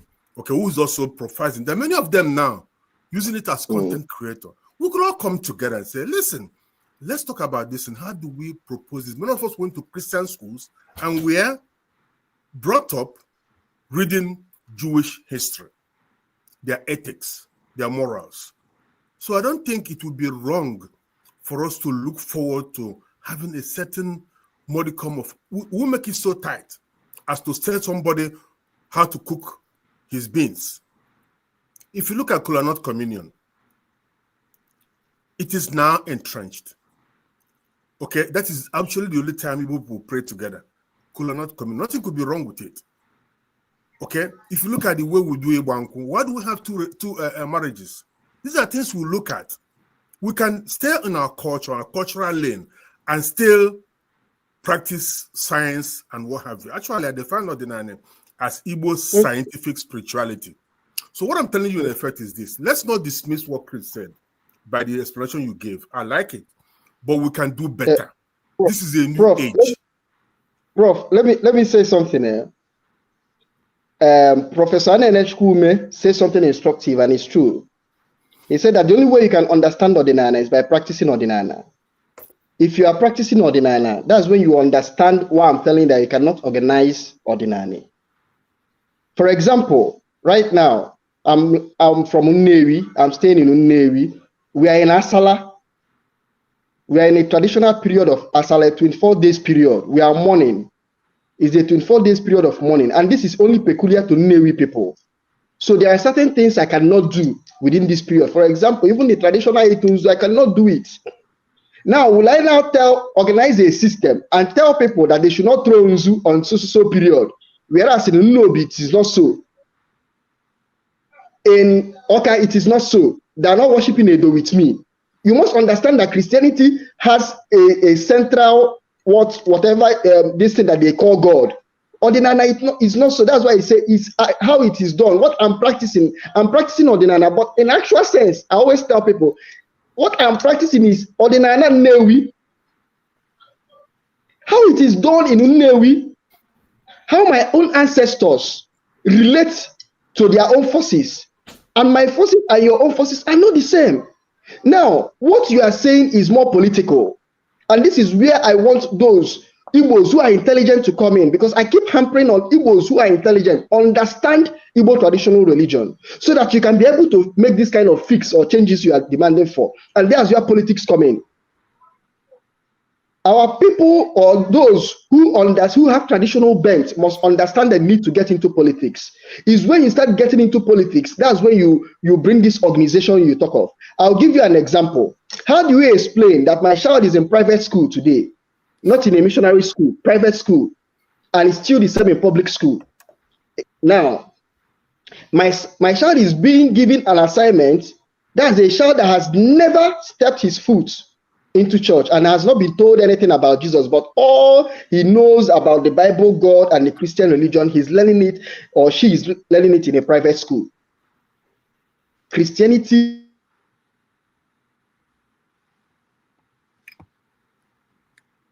All right. All right. Nze interrupted me. Let me just say a little bit while he's fixing it. The thing is this: even in the Christian religion, some people do not celebrate Christmas. That we are doing something in the name does not negate the fact that Ordinary is a faith anchored on the sanctity of earth. Ani. That's so simple. So what is stopping us from organizing and having it from people who speak for the organization? Christianity dates back to what? Less than 1,500 years ago, when they had the Council of Nicaea. They came together, they professed something. Yeah, we don't want to get to organize religion. We're supposed to tell you when to wake up, when to stop, when to pray. No, I'm not looking for that. We'll be different, but at least we have a modicum of people speaking up for the traditional belief. Otherwise, the whole thing will go away. And what I'm afraid is this: the way young people are returning to Ordinary, unschooled, unguarded, we are heading for a clash of creeds, whereby the Christians and the traditionalists may have to have a clash. Did you know that in the 1990s, some reverend fathers were burning shrines? We know that. I had to write to the governor of Enugu State and say, stop for Mbaka before there becomes a war. Because somebody might just get up one day, get down to Enugu and burn the Holy Ghost Cathedral. Because you are burning their shrines. If the people have converted to Christianity, that's fine. But leave the shrines alone. For many years, people were chaining their idols in shrines because some of these pastors were taking them out, and we know what happened. They sell them abroad as artifacts. If you organize, you'll be able to protect this thing. You'll even be able to educate people. I was talking to you yesterday that some of the clashes we have about our ethnic issues in Nigeria is based mostly on ignorance. And ignorance is not an incurable ailment. It's an illness, but it's not incurable. What will cure it is knowledge. People are afraid of traditional things, what they don't know. So telling me that we will not organize is, I can't buy it. I agree with Chris. This is the best question anybody could ask here. If Ordinary wants to go far, we need a certain modicum of organization. Thank you very much. All right, thank you. Can I step in? Can I respond to this to take comment? That ancestor. What my elder brother just put forward now, Mr. Mo. I think I don't think. Let me say you. I don't think you understand where our is coming from. What he is actually describing is what true democracy is all about, whereby every society is in charge of its own destiny. What you are saying that there's a need for us to come together as one. If you go back to the ways of our forefathers, the idea of coming together has to be based on a reason, right? Let me use Edo as an example, right? The whole world know about the Edo kingdom, the Oba of Benin, and from us also a very small time in the northern part of also. The way we need to practice our one tradition, our religions, our way of life is totally different. But at a point in the story of the Edo people, the king of our own time served as a secretary to the Oba Palace. In other words, when there is an issue, there is a need for the entirety of the kingdom to come together. There's always a spokesperson, which what Oba of Benin was trying to put forward to the Yaloja when I don't know if you pay attention to what is happening right now. Yeah, sure. The first that even he as a king actually has no priority who become the women's leader in each market. Everybody has their way of raising that. So that is what Ize is trying to describe. That doesn't mean we are not organized. When there's a need for us to come together, we will come together. And that's what democracy is all about. And that is the difference he is trying to pull forward, that yes, Christianity is centered on one thing, even though there are different denominations on them. But when you go deep into it, they're coming from one root, there's that organized center between all of them, which is totally the opposite of what democracy should be all about. So I think what he is saying is actually you have to put into context from how the whole point of coming together in the first place. Taking Nigeria as an example of federation. The way it is right now, that's not how federation should be. The federal government should only be responsible for very minuscule amount of things, which actually don't concern our daily life. Right? So the way I'm practicing my religion has everything to do with my environment, how to protect ourselves, how do we eat, how do we use the environment to actually blossom, right? Which is what the religion of is trying to describe center about. What the Nnewi man is doing, how the environment or the people are affected has nothing to do with what Nnobi people are experiencing. So why should, but there will come a point in time whereby there will be a concern that we have to draw everybody's attention, even if it has nothing to do with the next person. I might need your help. Right, so I don't actually have to come under one big umbrella for the whole world to see. And again, it plays into when the Edo Kingdom defeated the British Empire when they first arrived. Right, there is a mechanism in which information was transmitted to all the villages and they were able to come together.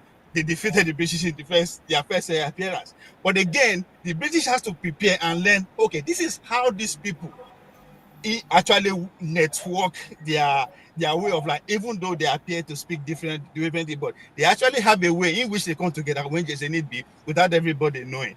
So I think that understanding should be there. I'm not saying what you are saying is wrong. What you are saying is what we are seeing in the whole world in terms of state, religion, and everything. It's a point for everybody to come together on that one thing. I'll get that point. That is what we are used to. But our forefather who live in a way that we can actually discuss. The adage I put forward yesterday, or the saying of Mark Twain, that the older I get, the smarter my father becomes. So, all right. Okay, thank you. More, you want to say something? I hear you. I hear you. But remember that 30 years ago, there was no name Black Ordinary. It was not used to define Igbo traditional religion. But now everybody's gravitating towards that name as an umbrella that defines the faith. So nobody's enforcing what you do. Look at sir, I think we should ask ourselves why. You said 30 years ago, the reason should be why. The reason why there was nobody, there was no, everyone was doing what they like. But now at least we come to a center. Look at New Year Festival. It's done differently in every community, even abroad. People choose different weekends, okay, to do New Year Festival. But we know nobody's stopping you from doing it. The Igbo man is like that, to speak for the Igbo. They're like that. They're very independent.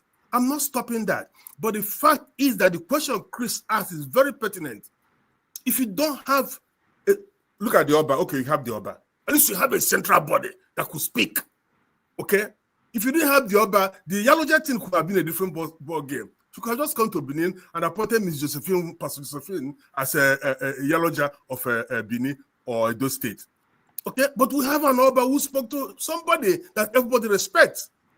Okay? We might not all agree with him, but at least the majority will agree with him. So what I'm saying in effect is that the question this guy asks is very pertinent. We have to have a way for the list to come together and understand. Nobody's stopping anybody. If you take it to the Biafran thing, when it started, everybody just kept away. If you talk the shot at you, run away. You know, these professors, they don't like to confront. They like to accept Soludo. the rest will run away, okay, and hide. But somebody have to come out and say, hey, you know what? I have a different narrative. Why are we running away from it? So the thing is, we can come together, disagree, and still move on. Look at the Christian denomination. It's all over the place. Even the Catholic Church, it's all over the place. But at least they have a body that if we had that body, the lives of these young men who are languishing in jail wouldn't be there. Soludo is waging a war, a crusade against non-Christian religions.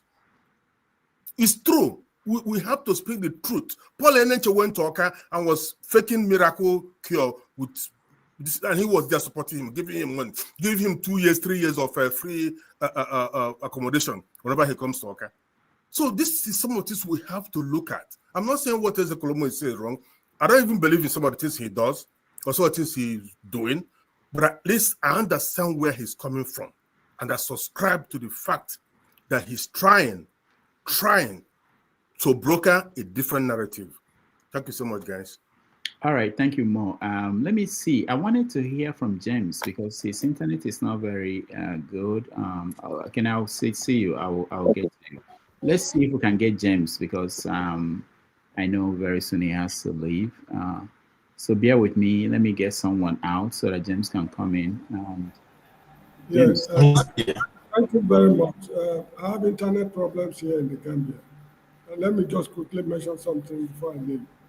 Why do we bother ourselves over this issue of religion, God, devil, and what have you? I don't see the need, because if God created man, there should be only one God. And if there's only one God, there should be only one way of worshiping that God.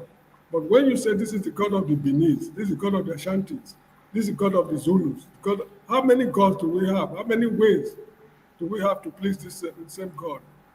You see, the greatest fraud man has ever invented in this world are banking, social security, insurance, and religion. These are all fraud approved by the state. This is how I say it. We have no need for religion. We are physical. We are physical. There's no need to sit in a spiritual world that does not exist.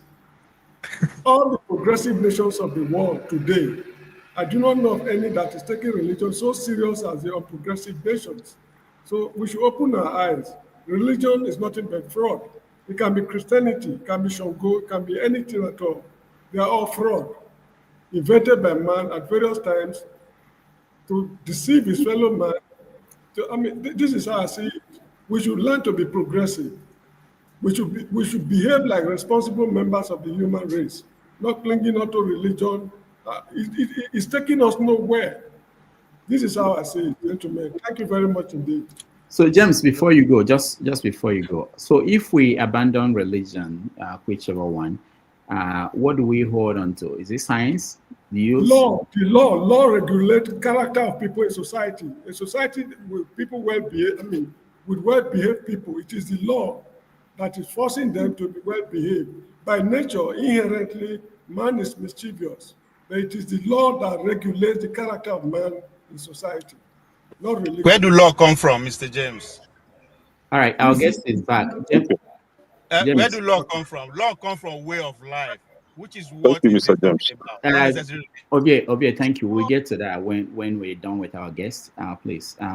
So let's quickly, because we don't know how far the internet can take us. So if you get a chance, please go straight to a question or comment, make it brief so that other people will get a chance to weigh. Where were we? Mo, you. No, let's go up with him. Go ahead with him. I think after James, I'm next. Okay. Yeah, next person. I go after James, Mr. James. Okay, James. I guess it's there. Let him give Kenneth chance to talk as well. Okay. Yes. All right. Can I go ahead? Okay. Good to see you again, Nze. I think we've met somewhere, and I'm very sure you've forgotten, because we have a lot of content creators today that assume to be dibias or teachers. I was on your TikTok some time ago, I think about 4 months ago, and I'm here to let you know that I'm still alive and very healthy. Because that very day I asked a question.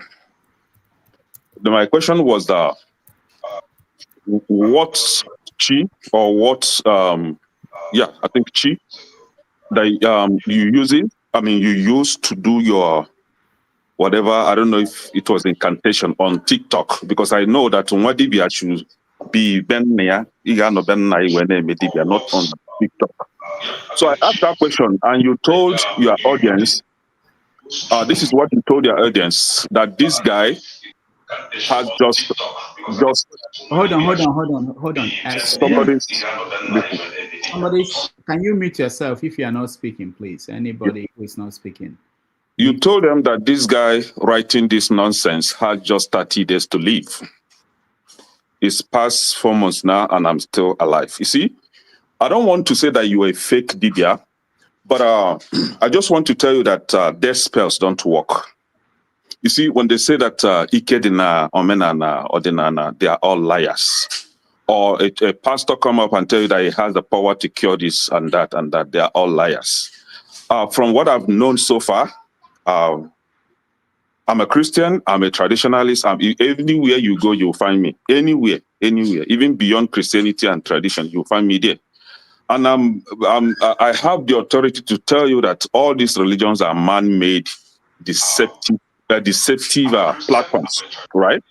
With which they use to deceive and steal from the people, right? If you want to verify this claim right now, pick up a call, pick up numbers of about 4 or 5 dibias, call them at random, or even visit them. Ask them that you want to know your chi. Ask the dibias to do incantation, to bafa, so that they will be able to tell you who your chi is. You will end up having contradictory chis. You have about 4 or 5 chis. So, you see? Now, what I'm saying in essence is, I know that God exists. And God that exists does not have a religion. And for that reason, any other religion that is claiming superiority over others is a fake religion. You wanted to project Igbo tradition, and by so doing, you have to put Christianity down. You see? 2 man-made religions fighting themselves. Now, I don't have a question for you, but I just wanted to remind you that no human being has the power to cast death spell on anyone. Provided you don't use electrical, mechanical, kinetic, any form of contact, kind of to buy the person, right? You don't have any spiritual power to buy anybody or to cast death spell on anyone. And I want the traditional, which I am part of, I want us to know from today that we are all fake. God has no business with our religion. Be you Christian, God has no business with your religion. The only thing that you have to do as a human being is try to live a responsible life. Wherever you find yourself, try to respect the laws and orders of that community. That makes you a human. Try to be a responsible human being. Now, to close this, you stated that Peter Obi shouldn't run for presidency. I don't know why and how you come up with that. I want you to tell us why you ask Peter Obi not to contest. Let me quickly answer your question. First of all, your question and accusation. First of all, I'm meeting you for the first time.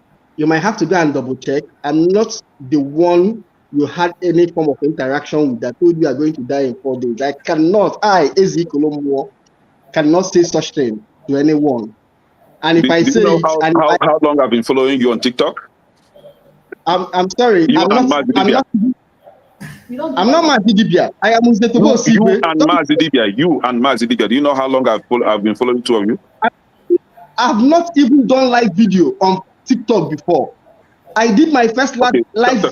Everybody, Google his name. Go on TikTok and search for his name. Yes, anything I've done on TikTok is only a video. I've not just even you can now go on TikTok and search for me. I've never done any live video on TikTok. All my videos on TikTok are highest 4 minutes or 3 minutes, and they are teachings that I extracted from my YouTube page. So do you understand? I need you. I wouldn't want it to be an argument. I need to make this verification by yourself because you kind of besmirched my person. You mistook me for a totally different. One name. I'm not the one. I'm talking to you. I did my first right.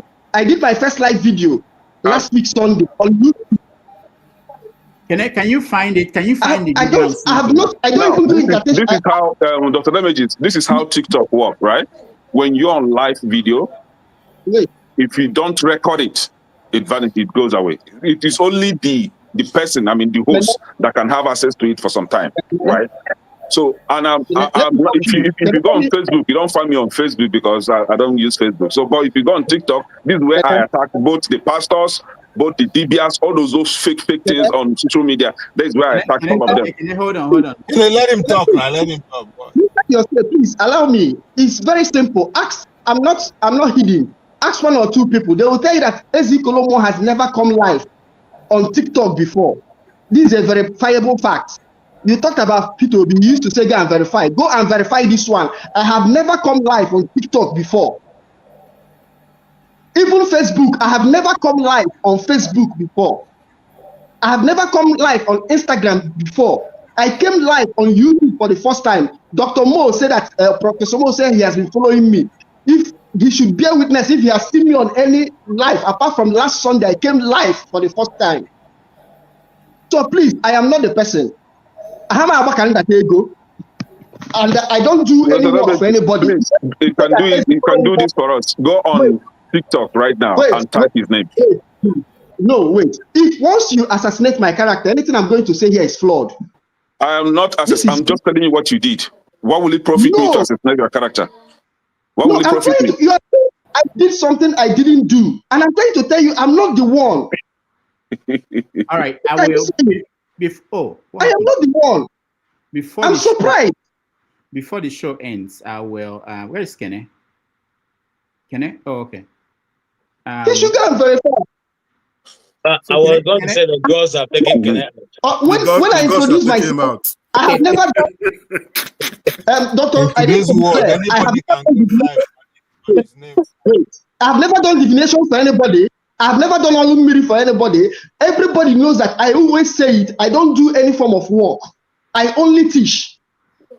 You teach on TikTok, right? Okay. I don't teach on TikTok. My videos are recorded. My videos are pre-recorded, and they extract some minutes of the video, and I upload them on all my social media handles. I don't teach live. All right, I will. So please. Yeah. Can I will I need this to be clarified. I need this to be clarified. Can I, if you can find a link, send it to me. Yes. I don't come and make bogus live. I don't have it. Or any life, if you can find anywhere. I will send everything to you. Two or three people that on live video before, on TikTok, or even on Facebook. All right. So please, let's be clear on that. Right, and you talked about dibias, dibias. I have said it severally. Go and see my teaching on YouTube. I say a lot of dibias, a lot of people masquerading to be dibias on social media are fake. I say it repeatedly. Any true dibia cannot be on social media unless you are teaching. Once you start doing an advert that you can do this or that, you are not it. Dibia they advert. Dibia they advert. That's why before you become a genuine dibia, it will take years to build that reputation. You don't just start dibia work on 1 year or 2 years. That's why I condemn. If even I, Nze Tobe, I am one person that teaches Ordinary, that there are a lot of people that are into Ordinary are condemning. Why? Because I'm against a lot of things that they are practicing. Leave this to me. Even when Rudolph asked me a question, I condemn what Agwu did. Those what I wrote against Agwu is still on my Facebook pages. All right. Thank you. Thank you. So if you talk about 5 dibias, if you go to 5 dibias, most of the people you are seeing on Facebook don't have any business with all those things they are doing.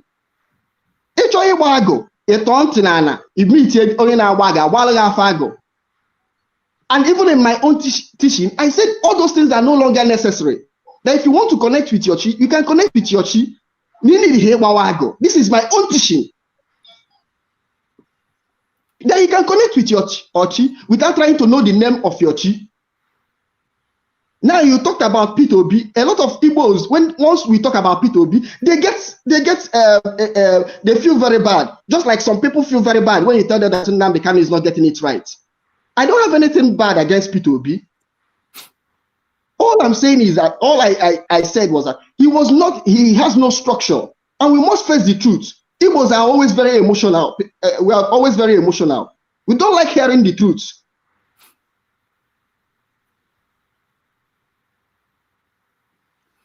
All right. If he wants to win Nigeria, I'm saying that he needs to create a structure, even a structure that will outlive him. I have written this elsewhere, that he needs to study Awolowo. The Awolowo had a structure. And at times you don't even need to win. Someone else will carry your vision. That's the essence of structure. It mustn't be him, but it can still be him if we do our homework well. I'm an advocate of Igbo presidency. And the only reason I'm supporting P2B right now is that if P2B is the easiest way for us to achieve Igbo presidency in soonest time, yes. So that our people that are saying that they are being marginalized in Nigeria, the reasons that they cite for marginalization will reduce. So if you are saying that you own your Ordinana, you are Christian and all these ones, but you don't need to push one to bring down the other one, I'll tell you, you are not being realistic. You are not being realistic. Christianity will pull down Ordinana, and anybody who is serious about Ordinana will come as if he's attacking Christianity. That's the nature of things. That is the nature of things. You don't expect a true Christian to come out and support Ordinana. It's not possible. So any serious practitioner of Christianity will know that of Ordinana knows that Christianity is a threat to Ordinana. So the person will be in a form of attack, which look like pulling down Ordinana. Have you seen any Christian pastor praising Islam? Do they do it? Have you seen any Muslim cleric magnifying Christianity? So why will it come to Ordinana own? It will become different. And you are saying that they should not pull down. We will pull down Christianity. The only thing is that we are not doing it with arms, because Ordinana is not a violent religion. But we will do it with arguments. We will do it with teachings. Getting our facts. Let those who want to listen wait 2 of them and decide the one they want to take. Someone talked about burning of shrines. And now that we are beginning to talk back on Christianity and a lot of things that Christianity have done in Igbo land, we are beginning to talk back, and you are saying that we don't need to pull down. How dare you? For how many years Christianity have been being reckless in Igbo land, in Nigeria, in Africa? Christianity will be held accountable, just like Nnamdi Kanu and some of his cohorts will be held accountable of some of the things they did, they are doing in Igbo in the name of agitation. If you are held accountable and you are away and you are found innocent, we will praise you. Your legacy will be maintained.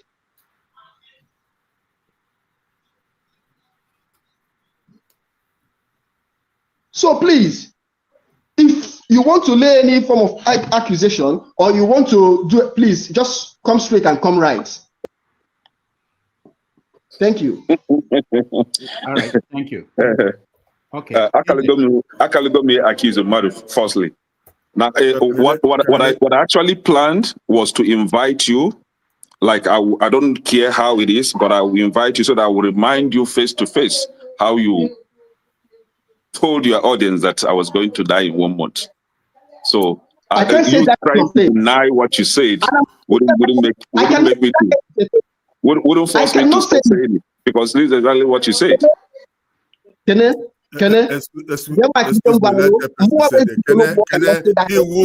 He who accuses must prove. Okay. Yeah. So when he cannot prove it now, let it go. Yeah. Okay, And I was thinking that you asked me a question. He denied it. He said I didn't do that. You give him a benefit of the doubt. Okay. I'm using the same phone. I will use it to send it to you, Dr. Damages. Okay, I don't have my WhatsApp on my laptop. Right now, give me a break. He said he didn't do it. If he had done it, I'm sure at this point he would have even apologized, but he didn't, and that was his do follow me to tell you that I have the same voice in Ordinana. I'm not reckless. I don't make unguarded statements. And when I finally say something, I'm trying to tell you that it will come to pass. All right, thank you. Let's move on. Let's go to KJ. KJ, welcome. Thank you so much, Dr. Damages. Nze, thank you so much for being around and coming. I want to also say a special thank you to my Oga, Dr. Mo. Dr. Mo, thank you so much. I'm always happy to see you. And I know that one or two times, there's one or two things we don't agree with, but I can live with that. I mean, you're a good guy. So, I didn't curse you, though. No. It's not about me. It's not about me at all, Dr. Mo. It's about I believe. And it's a welcome. And I want to appreciate you for honor my own things about our culture. You appreciate them because of the quite easy. You understand? I just like you are a theater arts, but I graduated much earlier than you. And so maybe some of the practices that you have, I probably also went through it. And I've listened to you right from the beginning because all of us are interested in hearing you out. And I also want to say to Dr. Mo, that's where I was coming to, that in my place, the Ordinala Omenala is Omenala different from Ordinala, because our people, our elders, including my father who has gone to be with the Lord, and the chief, in fact, the chieftaincy of my community was around my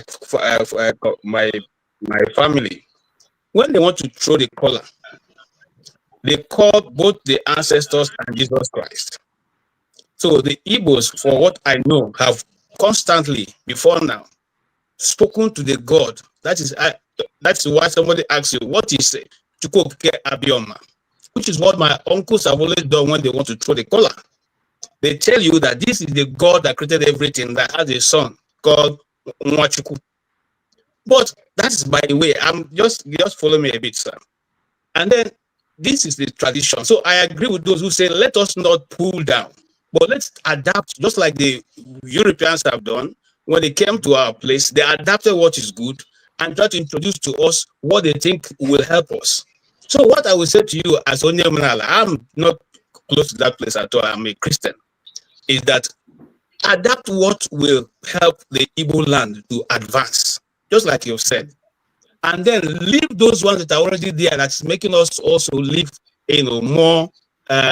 more peaceful and build a society that's egalitarian kind of, And I want to answer all of your questions before I conclude. I like what you have said. I don't agree with most of them because most of them have answers that I know.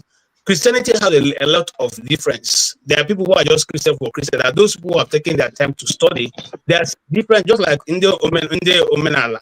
People have different grades. In Christianity also have different grades. There's the apostolic, there's the Methodist, all those other Orthodox, and then you have a more advanced Christians who take their time to study and be able to divide the word, which is God, which is the tradition of Israel, and all that. So we have that also. Which, if you look at that properly, you find out that most of those traditions, for me, it's like they came to Igbo land and took those ones and put in the Bible. But I can't say that now because I have no proof yet. I'm still studying on that. But most of what we have as tradition and custom in my locality, you can read it in the Bible. For instance, the sharing of the father's property, the majority of it goes to the firstborn. For instance, like land cultivation, where you switch land after how many years before you come back to that land. For instance, most of the tradition that you see in the book of Leviticus are also found in the tradition of the Igbos. Having said that, you asked one question, and I'm going to answer that and end there. You said, if God was so forgiving, why did he not forgive Satan? I want to answer that question. Because forgiveness is only found in the flesh. There is no flesh in the existence in the spirit. Where Satan sinned was in the spirit realm and not in this realm. The only reason why we go through forgiveness here is because our flesh doesn't have any inheritance. And consequently, when we finish on earth, the flesh goes back to the earth and the spirit goes back to the one who has created it. Now, whatever you have been able to do here will now be judged on your spiritual level. So if you cannot get forgiveness here, that at the state of the person departing cannot be forgiven there also. So that's why if the Bible says, once a person dies, there comes judgment. Okay, so there's no forgiveness in the spirit realm where the enemy or the Satan sinned, as you said. And I just want to put that because you see, some people they ask that question many times. I was having a discussion with a friend of mine who is invariably one of those who I ask the question. Okay, so what you are saying, I appreciate your education, and I leave it at that. Thank you, sir. What you are saying is not possible. Forgiveness can happen both in spiritual realm and in physical realm. You have sex in the spiritual realm. If you dream, you have sex. You carry all manner of activities in the spiritual realm. When you dream, don't you know it's the spiritual? You enter the spiritual realm. Even when you are not dreaming, you still carry your spirit still carry out a lot of activities. So there is no difference between those ones you carry, those activities you carry out in dream state or others in the spiritual realm, and the one you do in the physical state. Then if that's the case, why do you say there is no God? If I never said that there is no God, please, I never said that. We should always be careful of what I'm saying. I always want to be quoted correct. Hold on, Oga, we're not arguing. You clarify yourself. I just asked the question. I never said there is no God. I never said it. Please, I stand to be corrected. I never said there is no God. What we say in Igbo cosmology is there are many gods, and we say there is now Chukwu Okike Abiama. That Igbos acknowledged it, but they never worshipped it. There is no altar that you will see for Chukwu Okike Abiama. Why? It's beyond comprehension. It has never mandated any human being to worship it. It has never given condition for it to be worshipped. It's revelational. The relationship you have with Chukwu Okike is revelational, or in a kind of resignative state. For example, when you have appealed to all gods and they have disappointed you, that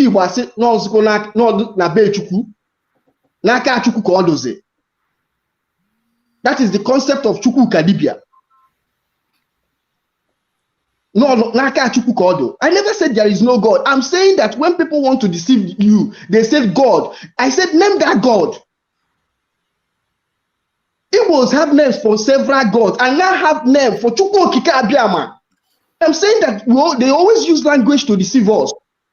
How am I sure that that thing that they are calling God is another white man God that has name? There is not sun God, there is not Ra, there is not Isis, there is not Zeus, and they are calling it God, and I'm praying to it, I'm saying God, without it having a name. It's just like man, someone calling you man. All of us here are all men, we are man, but we have name. Don't just say man. Once you say man, you are not identifying any particular person here. But once you start calling them, we know the specific person you are talking to. That's what they did with with that thing, God. It doesn't, it's not definitive. Igbos are very logical. If you study ordinary Igbo, everything makes sense. It's very difficult to stumble upon something that doesn't make sense in Igbo traditional system. It's very difficult to stumble onto something that doesn't make sense, that they just tell you, I have faith and believe it like that. No, nothing like that happens. There is no any ordinary person that will tell you there is no God. I'm from Unewi. Edo Nnewi, is it not God? We have Ezemewi, is it not a God?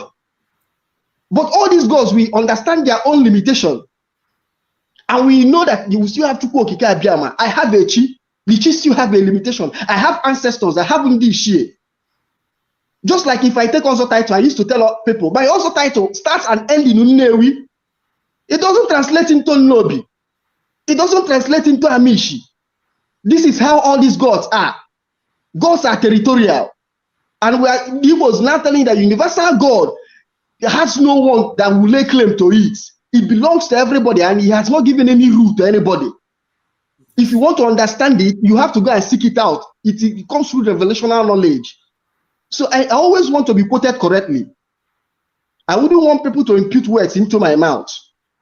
There is no person that is spiritually conscious that will say there is no God. All we are saying is that be definitive. And the Bible says, that is what is happening to the African man. That's why when I was talking about Dr. Mo, I said, let's not fall into the mistakes of the ways, the West, the structures that they created for us. Let's understand our own structure. Well, if we're talking about organization, we need to define what organization means. If we want to organize ourselves, we need to understand the way we're organizing ourselves. We cannot organize ourselves in a way that will set us, will create a new set of prison system that will replace the old prison system that that colonialism created for us. All right. All we need to do. Sorry, Nze, I just want to round up so that we get to, there are so many people, I'm getting a lot of comments on my phone. We want to make sure that people have opportunity to All right, then let me rest my case. We cannot say everything in one day. Yeah, thank you. Before we continue, Righteous Man, I'll come to you because you're in Nigeria and I want to get what you think about what our guest is saying. But there's a comment here I want to read. This is for you, Mo. Somebody watching us, I don't know if she wants her name mentioned, but wanted you to know that, mentioned that Hinduism, the oldest known continuously practiced religion in the world, has no central authority or central organizing body. It is highly decentralized religion, with each community practicing their own in their own way. It is because of this decentralization, that ever-evolving nature of Hinduism, that it survived the British colonialism. So this is a comment from a fan of. I agree with that person. I'm not calling off that kind of centrality. You can't do that. You see, the reason why many Igbo communities did not conquer that is that if you conquer the people, you cannot conquer their deity. So we're like that. You don't even know how to approach their deity.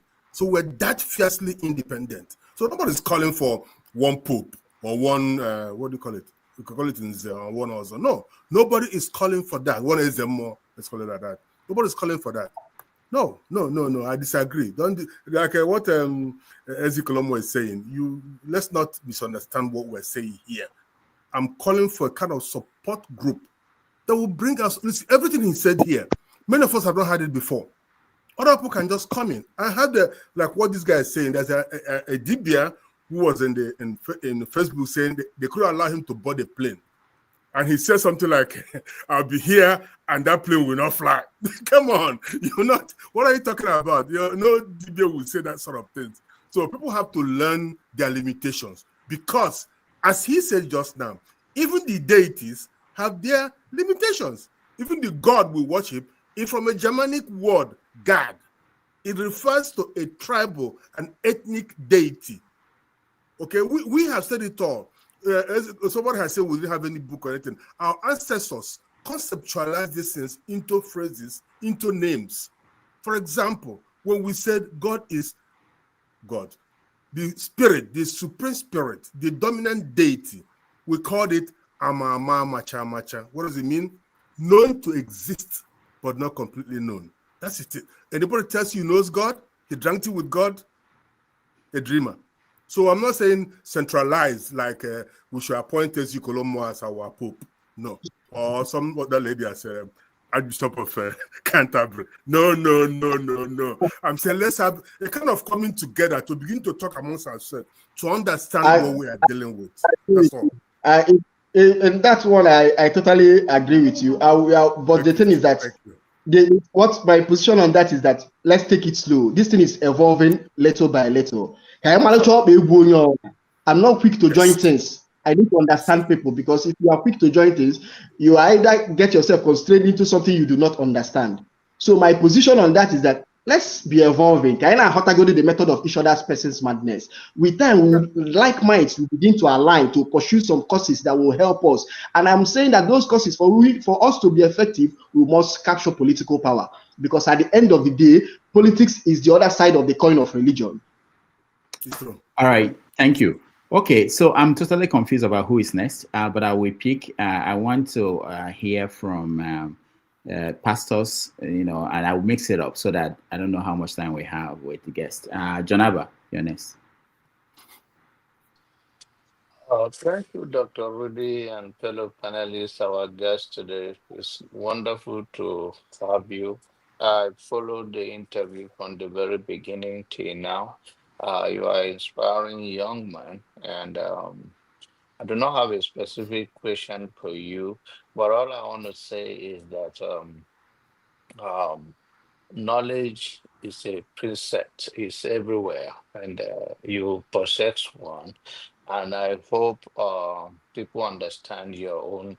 And if you share their view and the value that they enshrine, it's a good thing. When I have so much, that is why we should be careful, especially coming to a platform like this where thousands are watching us. I hope Kene can prove his case. If not, he owe you a big apology through Dr. Damage's channel. Because nobody is God over the other, and no one is more special than other in the eyes of whatever your creator, how you relate to him, to give somebody a date that he will die. And I've heard you saying that is political as well.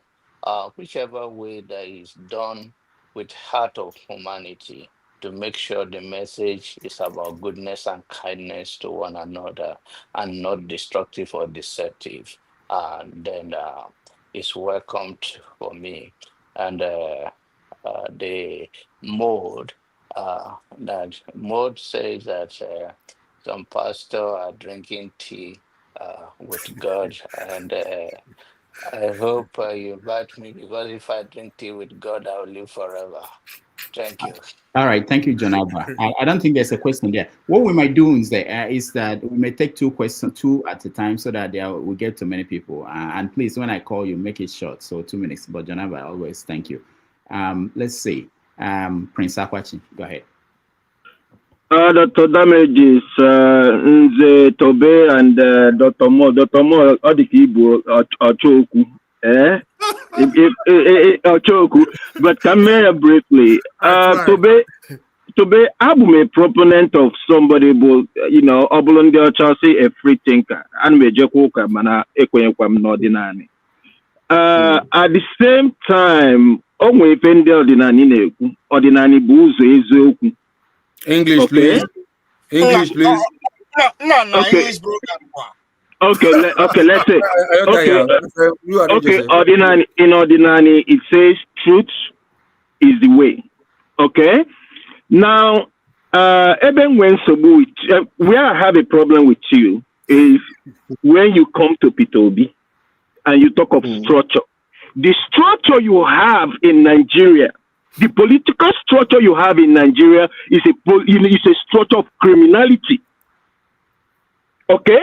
And if the structure in our talk, now bribe the matter because not is president. When he finished with that, by the time he got my name, he would kind of like want to get his money back. So I don't side you on that. And then at the same time, my own thing is, most Christians that we have here, they go to Chinese restaurants, they go to Chinese stores, and they see the shrine, and they will buy something there and eat. But when they come to the a village setting and they see the shrine, they will say it's the devil that is chasing the person, or the witch that eats the person at night, and other kind of a thing. So it's just that difference between between us. Structure is criminality, and we don't need that. That's all I can say. Thank you, and thank you for what you do. All right, thank you. So, can I ask my question now? No. Oh, sorry. Did I call you? You can respond to two of them, and then we'll go on. Okay. Prince Akwachi, thank you very much. First of all, at times, problem I know with Indian diaspora. The problem we have with diaspora people and those of us that are resident. You say there is no structure, but you are in a society that has a lot of structure. You are in a society that has a lot of strong institution. Yet you don't believe that someone should have structure. Someone should have a kind of foundation, a kind of skeleton, a skeletal system that you deliver the person there. These things are not miracles. It can't just happen. We need to be realistic. I'll give you an example. I'm in Nnewi. I reside in Nnewi. If I ask you who is Peter Obi's party, who is the watch chairman around my area, when they will present one person, it is one person that cannot convince one single person around my area.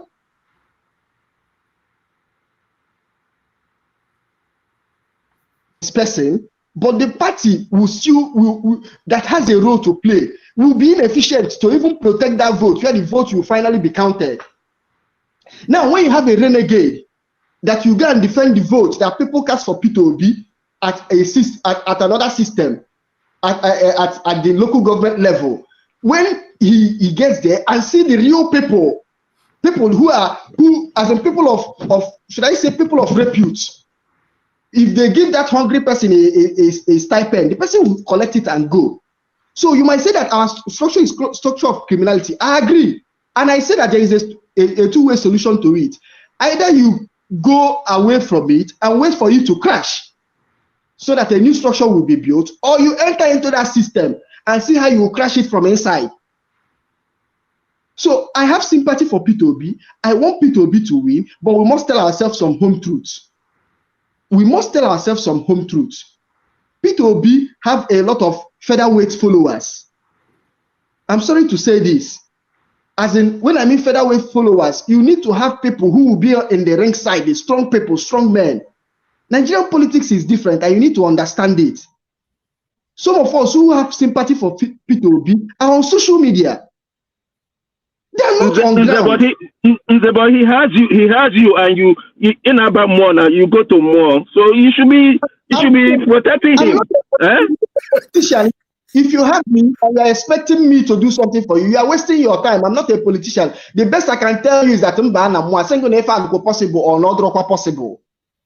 For example, prior to 2023, I said that Peter Obi is not going to win, that he's not even going to come second.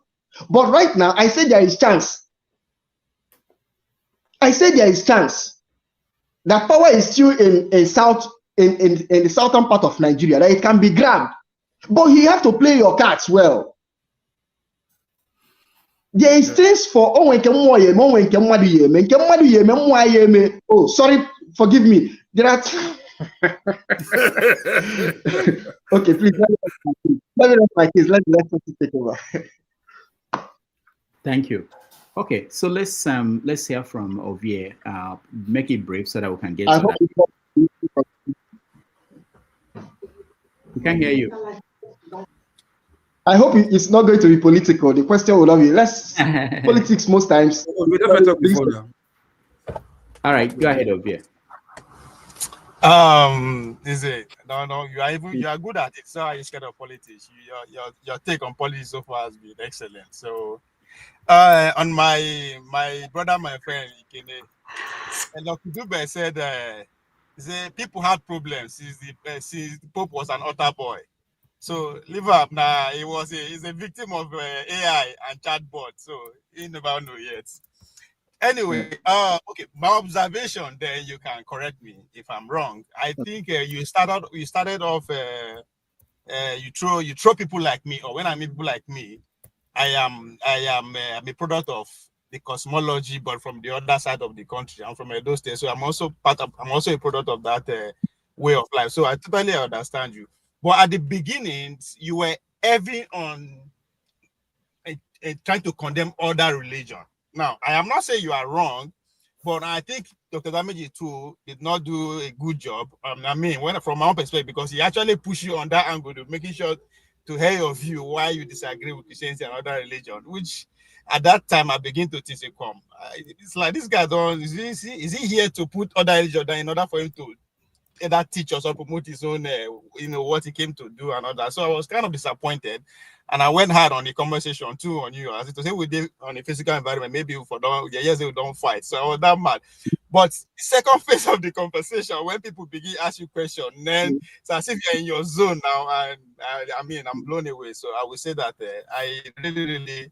I'm a fan now. I don't know anything about you before, but your take on how the way of life, which is the cosmology for me, not necessarily religion. I think people are seen as a religion because of the way you are so hard on the other side. That's why people begin to say, okay, you are condemning a religion, but you're also presenting a religion, but it's not a religion, but other way of life. So I totally agree. Standing your ground on why we should not build a structure that exposes us now in terms of coming under one umbrella. And I think I'm totally with you too, because back in the days, because our brother here, Dr. Moda, said that that is necessary. But what he forget that in making his point, he said we should find a way. There is a way already. It might be spiritual, which is beyond the physical understanding of me and you. So there is a way. It might not be as in the physical structure as you want it to be, which is, again, there's a wisdom in that. So again, these are my observations. I could be wrong, as I said. None of this is a direct question to you. Kudos, and with your job that you did with Johnson's, much respect. I think that actually bring me on board to you as a fan. Thank you. I'm a fan of your work too. Thank you. Thank you, Ovie. Otti, honest. Yes. Dibia. All right. Good evening. Yes, you mentioned earlier, John. John, right? Professor John, late now. Yes, I have two books. He's not late. From him here. Sorry? He's still alive. No, he's dead. Still alive. He's alive, unless he died a few weeks ago. No, he's dead. Anyway. When did he die? I sat with him in his house early this year. In Innov, yeah? Yes. That's why I asked you, did he die 2 weeks ago? Anyway. And AI is working. So, I don't know. Do you know him? Do you know Professor? I'm from Novi. Is he he's alive or dead? Of course. I should know if he. I said I sat with him early this year. This year or 4th, between January 4th or 6th, I sat with him for almost 2 hours. Oh, okay. And then, pardon me. I thought he's okay. But anyway, so this his 2 books. Should I send you a picture? Right? Sorry. No. I said, should I send you a picture? We know we are in Go and Verify. Should I send you a picture? Actually, I know his son. Actually, I can ask his son. Okay. His son is in the UK as well. He's an accountant. I can, So, but anyway, so the one question, not a serious one, but question on the so after reading these 2 books, I've not read them, but if I read them, the 2 books, After God is Dibia, Volume 1 and Volume 2, would that make me to cease to be an Ofeke? Okay? You understand the question? It's frozen again. Yeah, but Otti, did he say in the book that if you? Oh, you mean from what Nze said? If you are not okay. No, I'm asking him. Okay, Nze, okay, go ahead. He said, for you to understand Igbo culture, you need to practice it. I studied Igbo culture for a very long time, but it was only when I started practicing it. Because as a writer, you must be a researcher. But it was only when I started practicing Igbo culture that it made meaning to me. That's when you start understanding a lot of things. That's when you start knowing that Igbos can even be saying something and be saying something else, or can be telling you a lie to cover the truth. So how do you know the truth? It's only when you start practicing something that you know when if an Igbo person is telling you something, but it means something else, or when he's not telling you a complete truth, because he doesn't. Igbos hide a lot. Igbos are very secretive. Even up to now, I still wonder, why do Igbos hide a lot? If you meet any knowledgeable Igbo person, they hide a lot of things. That's why a lot of our ancestors died with a lot of metaphysical knowledge. They will refuse to pass it down. The They difference need to between make Anofeke and the dibia. So we are the feke now. I mean, so the dibias are in a different category. Is that not correct? I wouldn't want to answer that. I wouldn't want to answer that. Okay. So now, the other question I have now, amongst the dibias, so is there any kind of commonality? And then, in other words, I mean, all the dibias, there must be something that is common amongst you.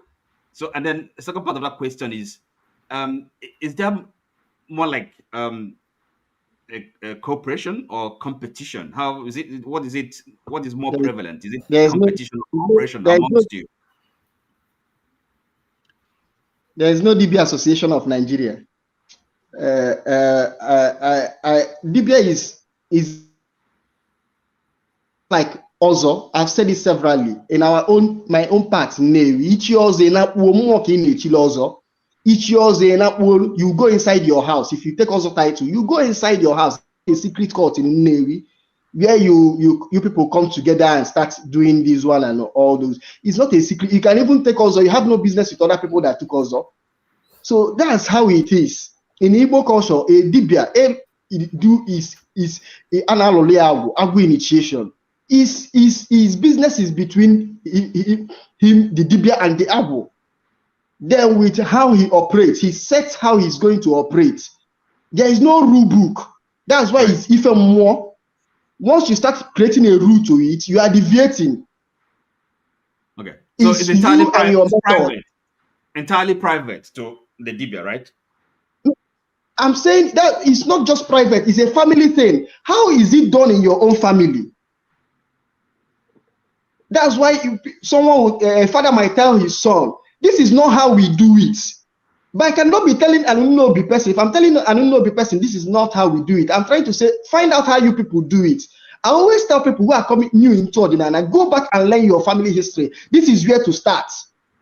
Find out how you people do it. For example, I took Ozo title. I took Eze. Ozeze. Why did I take Ozeze? That is what is in my lineage.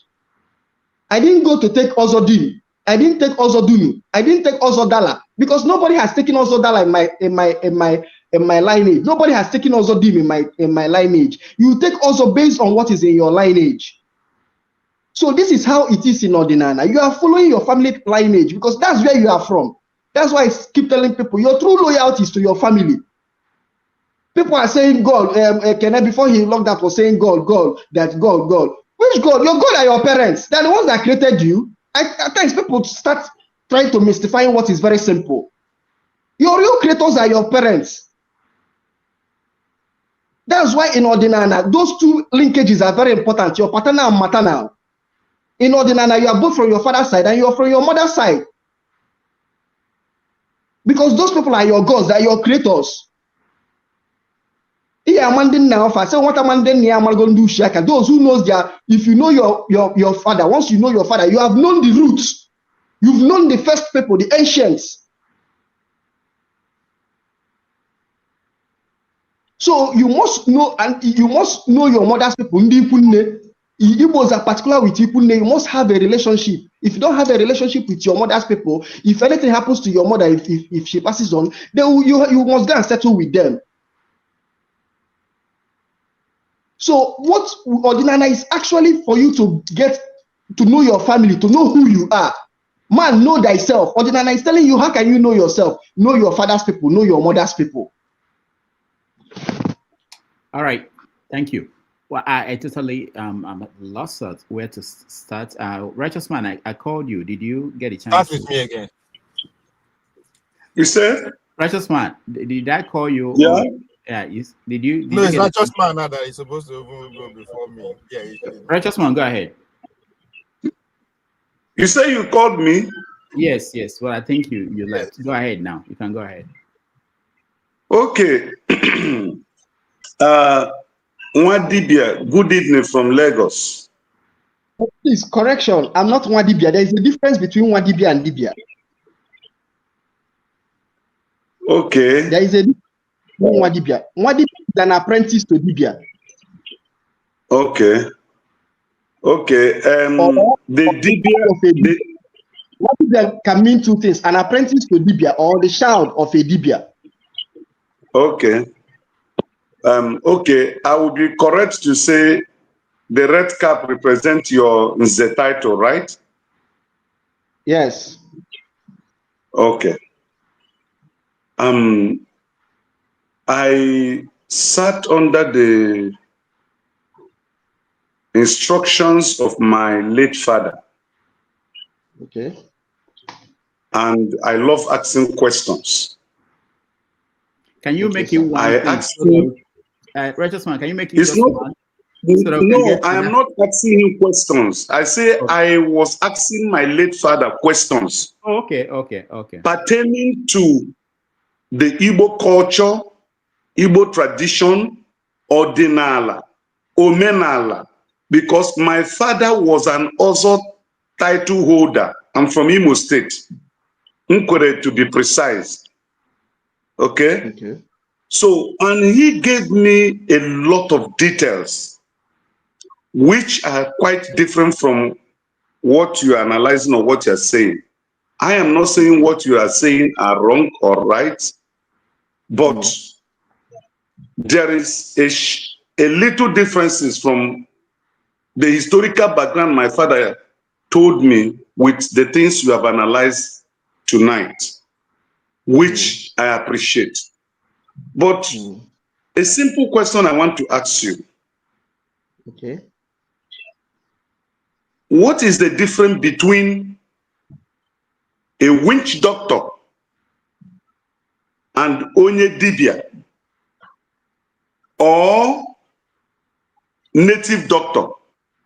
Because I find it difficult to understand why people will see onye na agwo nsi boya native doctor, while a witch doctor is not being mentioned. So can you please, sir, give us the difference between a native doctor, a witch doctor, and dibia na Igbo? That's a simple question I want to get from you. Thank you. I want to give you a very simple answer. Consider dibia as a repository of knowledge, one who has knowledge. What that person decides to do with that knowledge is now up to that person. Once one has knowledge, you can use that knowledge for good, you can use it for bad. You can use it to oppress people, or you can use it to defend and help people. So when you use it for good, some people will give you good name. When you use it for bad, some people will give you bad name. This is how I'm going to answer your question. So a dibia is a repository of knowledge. What the person decides to do with that knowledge is now how the people will, is the legacy is the person is going to leave behind. Thank you. All right. So who is a witch doctor? May I help here? Let me come in here, please. The answer is very clear. Let me give you listen. This witch doctor, native doctor is not Igbo. It's not Igbo at all. What it is explain it to you. You are a dibia. You are a possessor of knowledge. What you do with it is another story. By the way, witch is not, was not a bad word. Remember Saul, where she wanted to find out something? He went to that woman, the witch of Endor, and the woman told her exactly what should be, and that happened. So witch wasn't a bad word, but witch was used to denigrate women who have such knowledge. They call them witches, and it became a bad thing. A man is not supposed to be a witch. A man is a wizard. Okay? So this is the kind of things we begin to use. The word I prefer to use is oracle. Okay, you are an oracle because you are the, you represent some forces, some electromagnetic energies that only come through you. So the use of witch doctor, native doctor, not working. In Igbo language, we have dibia.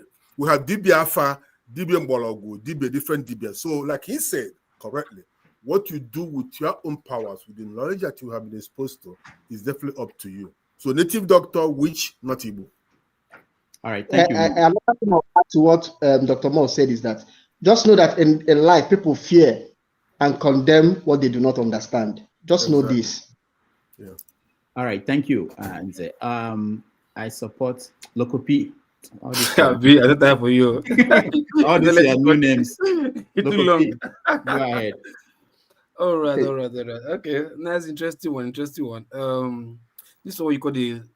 Wait, is he going? Is the guest going? He's not going now. Why are you pursuing him? Like, because people are still want to ask questions now. Yeah. I had an agreement. Remember, he's in Nigeria. I had an agreement that it's 90 minutes. No problem now. I used 90 minutes to drag him in. Yes, now it's going to 3 hours. Yes, the discussion is important than 90 minutes. You understand? So he too understand, because what he's trying to propel and educate people. I think 90 minutes is even too small to achieve what he's going to achieve. I'm not lying now. We will continue in spirit. Yes, you presented a good idea. Nice one. You see, for me, I although I wanted to come in the witch aspect, or the wizard aspect, why is it that in foreign land, in diaspora, they also have the same thing? Because witch is an English word, it's not a native word, it's an English word, but they use their own to make iPhone, to make aeroplane, this and that, you understand? But our own witch, you understand, we always use it to like see people in the mirror and stab them and they die tomorrow. That's our own kind of witch. So like you said, dibia is people who oracles, like the Mo said, people who possess the infinite or powers or spiritual, whatever you do with it is up to you. So if you do good with it, you get good name. If you do bad, you get bad name. So that's the bet. I think you clarify that. But for me, what I wanted to say is simple. I think because, like the Bible said, train up a child the way they will grow. When they grow old, they won't depart from it. I think for a long while, we've been trained in a particular way. That's where we are right now. So anything we see that is contrary to it, we just feel is no, because that's how the body works. You want to reject because it takes you too long to get to this point. You can't just bring one new knowledge, come, and you just want me to purge everything and take your own. No. So at least practice, study, we'll get there. But like in a nutshell, this God that we're talking about, like Mo said, it's a German word. If you are praying in English, and you say you are talking to German God, are you not confusing the spirit? Like, which language should I understand? Like, you use English to pray, and you are saying, God, do this one. You are speaking German and English at the same time. Are you not confusing the spirit? So, like, sometimes, if like you say the word, what is the original name for the creator? You understand? This original name. Why not we stick to this original name? Maybe I think that's where Mo is coming from. Like, if we practice our own separately, yes, it's good, but also some the negative, like people I work with, Indians, or if I don't live with Indians, where I come from, because I'm from Edo State, Benin, where I'm growing up, every family has altar in the backyard. But because the white man come and call it juju, so they call all of us pagan. But we grew up having altar in one room. Your father will have maybe many rooms, one room with the altar. But the word juju, you call it, but it's an altar. You understand? So we also call that God, and we also believe that there's another Almighty God. But because both of them have God, do not think that God that is your altar probably is what you are still referring to as the Almighty God. That's why people are thinking, oh, we have different gods. No, there's one Almighty, but the entity with which we commune with that Almighty is through that altar, which is a small God, which is a small whatever you have in your backyard. That's why the Indians go to all their houses, they have their altar there. They will not come and tell you, no, the altar in this Indian man's house and the altar in this Indian man's house, they are different. Yes, they are different, but they all communicate through that different altar and speak to one or get their power source from one Almighty, but through the different altars. Why are we always created this Almighty? One Almighty. No. Do you know why I tell you Almighty? Hold on. Do you know why I tell you Almighty? Because when I mean Almighty, I mean like there's one source. But coming from that one source, you have two different channels. How are you sure of what you're saying? How are you sure of what you are saying? Okay, I'll tell you this. I'll tell you this. There are times where something will happen. Okay, there are times you want to enter a vehicle. something will just speak to you. Come down from this vehicle. Don't go. Just come down. You don't even know why. Just come down the vehicle. Then before you hear next tomorrow, you hear that vehicle has accident and everybody died. So something in you, there's that God in you, that you in that entity, that spiritual entity in you, that superior being in you was the one who told you to come down. You understand? And you came down. Are you sure you are not the one that talked to yourself? There is a spirit that owns the body you are wearing now. How are you sure it's not that spirit that wired that information to your brain? Then if you say how come somebody like this whatever you say, I don't know what you call it, science, whereby like how are you sure? Hold on, hold on now. First of all, you're a spirit. Both of us as a spirit, can you have powers. Sorry? So how are you sure you're not the one that is that spirit that is wearing your body that sent that signal to your brain? Yeah, the catch up again. Okay, I think like how am I sure I'm not that same person who's talking to me, asking me to come down from that vehicle. Yeah. I got it. I think that's what you're trying to say. But in a nutshell, yeah. I've said that there are three major prayer answering gods. Sorry? There are three major prayer answering gods. One is yourself. One is yourself. Just like physically you solve a lot of your problems. That's how spiritually you also solve a lot of your problems. The second prayer answering God is your chi, based on Igbo cosmology. Then the third one is your ancestors. Your father. Sorry. Hold on. When you say hold on, maybe because you are Igbo, you're using the word your chi. Yeah. For those who are not Igbo, yeah, what is their own kind of chi? Yeah. For those who are not Igbo, they still have a chi. The Igbos tell you, Igbos even telling you that a tree has a chi. Everything has its own chi. Yeah. That's why they keep telling you, know your chimalu chigi. Also, no able to choose or also that. I don't want you to put it. Hold on, I don't want you to put as if like it's Igbo, because before my tribe, there is one common, one ancestor, one tree, one womb, one bloodline that we like. You and I from the south. Why are you people always fixated in common? No. Try to understand your own self. If I'm trying to understand, I agree. Hold on. I'm not looking for common. I just want to understand them. I don't want to get confused with what they are doing. Okay, We're always looking for common. As in what makes why? Bro, hold on. Now listen. I believe you have a dad and you have 3 or 4 brothers. For example, 3 or 4 brothers. And where you were growing up, your father have an altar where all of you worship, this and that, yeah. Are you now telling me that when all of you now grow old, 4 of you or 5 of you, boys, let me not say women now, boys, all of you now grow and go to your own family, you will not be serving your own, invent your own kind of God and be serving it, or you will still cling to the soul from your father? Should I answer you? Should I answer that question from Igbo perspective? Sorry? From Igbo perspective,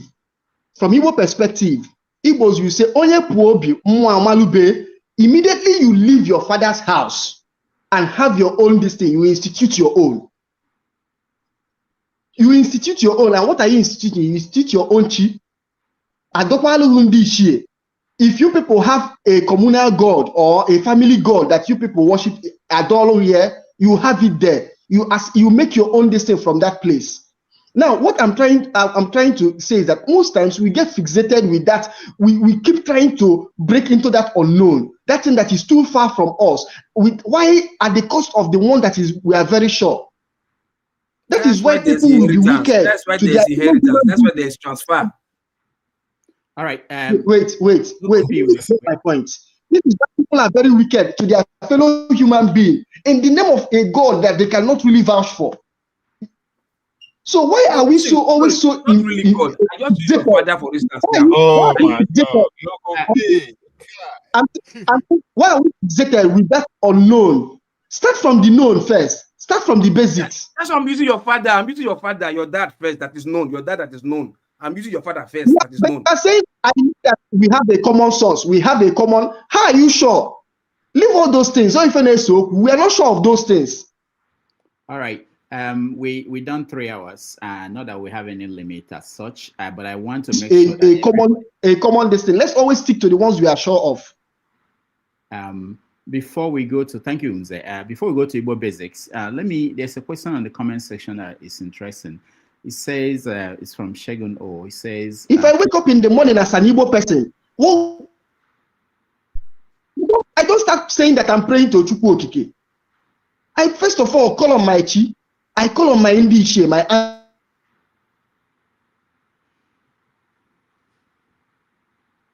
All right, the internet is not helping us, but Nze, if you can hear me, there's a question about your opinion on human sacrifice. Let me, that's from Shegun. If you can hear me, what do you think about human sacrifice? It's something that growing up, I thought that it was unheard of in where I grew up, but now I do hear stories that were totally shocking to me, that in my part of the Southeast, I don't know about other parts, that there were people doing things like that. So what do you think about human sacrifice before Igbo Basic? Wait, right?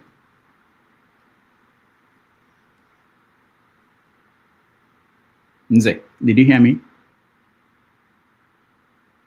Yes, he talked about human sacrifice. Some of these things are exaggerated, and let me tell you this: every religion is involved with human sacrifice. But some of the things you hear, that these ones and all that, some of these things are not verifiable. But is it possible that people, if anybody who is trying to go into necromancy, you definitely use human being, be it Igbo, be it any culture, be it any religion. Once you start delving into necromancy, once you start looking for dark powers, you will definitely enter into the realm of human sacrifice, because the human being is the highest form of sacrifice. It's the most potent if you are in search of powers. So it's not about Igbo whatever. I'm from Unewi and Edo. One of our primary deity or primary god abhors human sacrifice. Okay, thank you. We have a lot of Igbo deities that human sacrifice. Your chi and your ancestors, which are the basic of the foundation of Ordinana, they do not take human. You cannot offer human being to your chi. You cannot offer human being to your ancestors. Even in the past, when they talk about, Israel also that you can offer human being to even an deity. You cannot offer human being to an deity. It's still chicken and goat.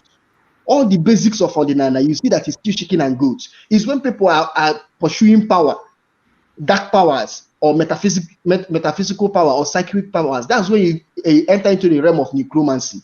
So you must pay the price. Everything has a price.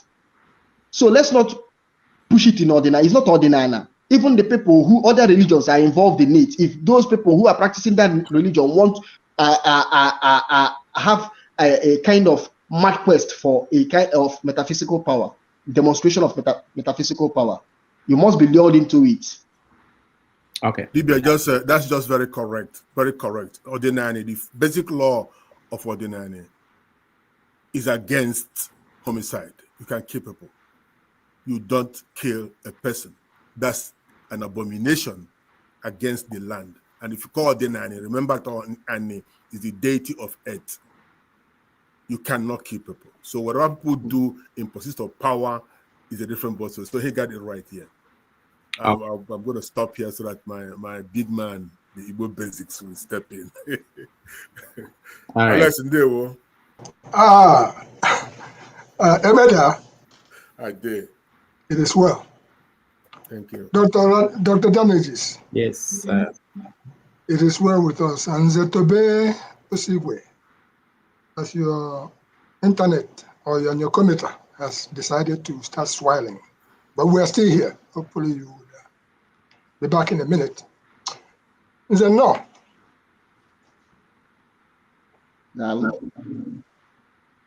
Dalo, when I'm okay. See on your Newi, that's very good. The last time I was at Newi, there was no electricity there, but that's okay. We passed that one. Today, I've listened very carefully to all your submissions, and I'm very glad that Dr. Moyeni is here. So when it comes to Ordinary, I normally would defer to Dr. Moyeni because he has done an in-depth job in that area. One of the things that people confuse themselves about is when they say dibia, doctor. Anybody can get a doctor. We had a Dr. Quash, and that was very well known. And then we had one of our late brothers who insisted that he must be addressed as a doctor. And Moene knows that. And I said, if you told me you are a native doctor, I will clap for you. But if you say you must be addressed as a doctor, please tell us whether it's PhD or whatever it is, and we will be, tell us where you went to school. So for me, seeing you and hearing you and everything you have presented here today, doubled up with me, Dr. Moene. I'm not even going to ask you, are you a medical doctor? Are you a native doctor? You've already spoken in so many ways. And I'm not going to ask you whether you have a PhD or a master's or anything, but the knowledge that you brought to the table is very in-depth. What I know is Flora Ilonze. I'm sure you would know about Flora Ilonze since you have Manambra, correct? We leave it there. Heading a 15-man member traditional medicine practitioners. Practitioners. Yes, that's Flora Ilonze. I have not met her in person, but I've seen her work. And in line with everything you have presented today, I'm going to come at this conversation from a totally different perspective. I had the privilege yesterday of attending the ordination for a deacon somewhere in Lakewood, New Jersey. And it was a great occasion, an eye-opener also. Seeing the person who was being ordained, that is the junior brother of our late friend, Dr. Cyril Wako, Professor Cyril Wako, his junior brother, Dr. Pascal Wako. I was there the day he got his PhD. And he's a medical officer of Camden County. That means he's placed up there. So he happened to have been ordained yesterday. But one thing I observed was the bishop of our diocese was there. The bishop of Aba diocese also sent in a representative. They were there. And after the ordination, one thing very interesting is that I found the mixture of community, religion, tradition, name it, all in one place. Because after the ordination, as we walked outside, there was a group, they were out there drumming very seriously, rejoicing as to the achievement of this young man to have become a deacon after going through so many processes, having a PhD, doing this and doing that. What occurred to me, as you can see, the cap I'm wearing is akin to the people from Bende, but it's an Igbo cap, as we understand it. I could have put on a red cap, but no, that's not the day for that. What I am looking at here is, I thought about it, what if I brought the Ohafia war dance in front of the church in Lakewood, and then we start with our wakoko and everything outside? I say probably that might be a little bit of a kind of an affront or a challenge, because we are war dancers. And I saw that the kind of presentation that was made was appropriate for the occasion. So having said all that, Nze, when you do come back, I'm a student of both Omenoko, Alabingo, the one, the rest of it. Dr. Wayne, the work you have done in the area of Ordinary, all I know is that those who are yet to come, they will benefit from every work that people like you have done. Just like what Dr. Damages have been doing here. The people who are yet to come, just like Dibia had mentioned earlier on. At this stage, I'm already a retired man traditionally, okay? But I do practice bushcraft. And that's where that big statement comes in. We're talking about witchcraft, wizards, all the rest of it. I practice bushcraft. All right.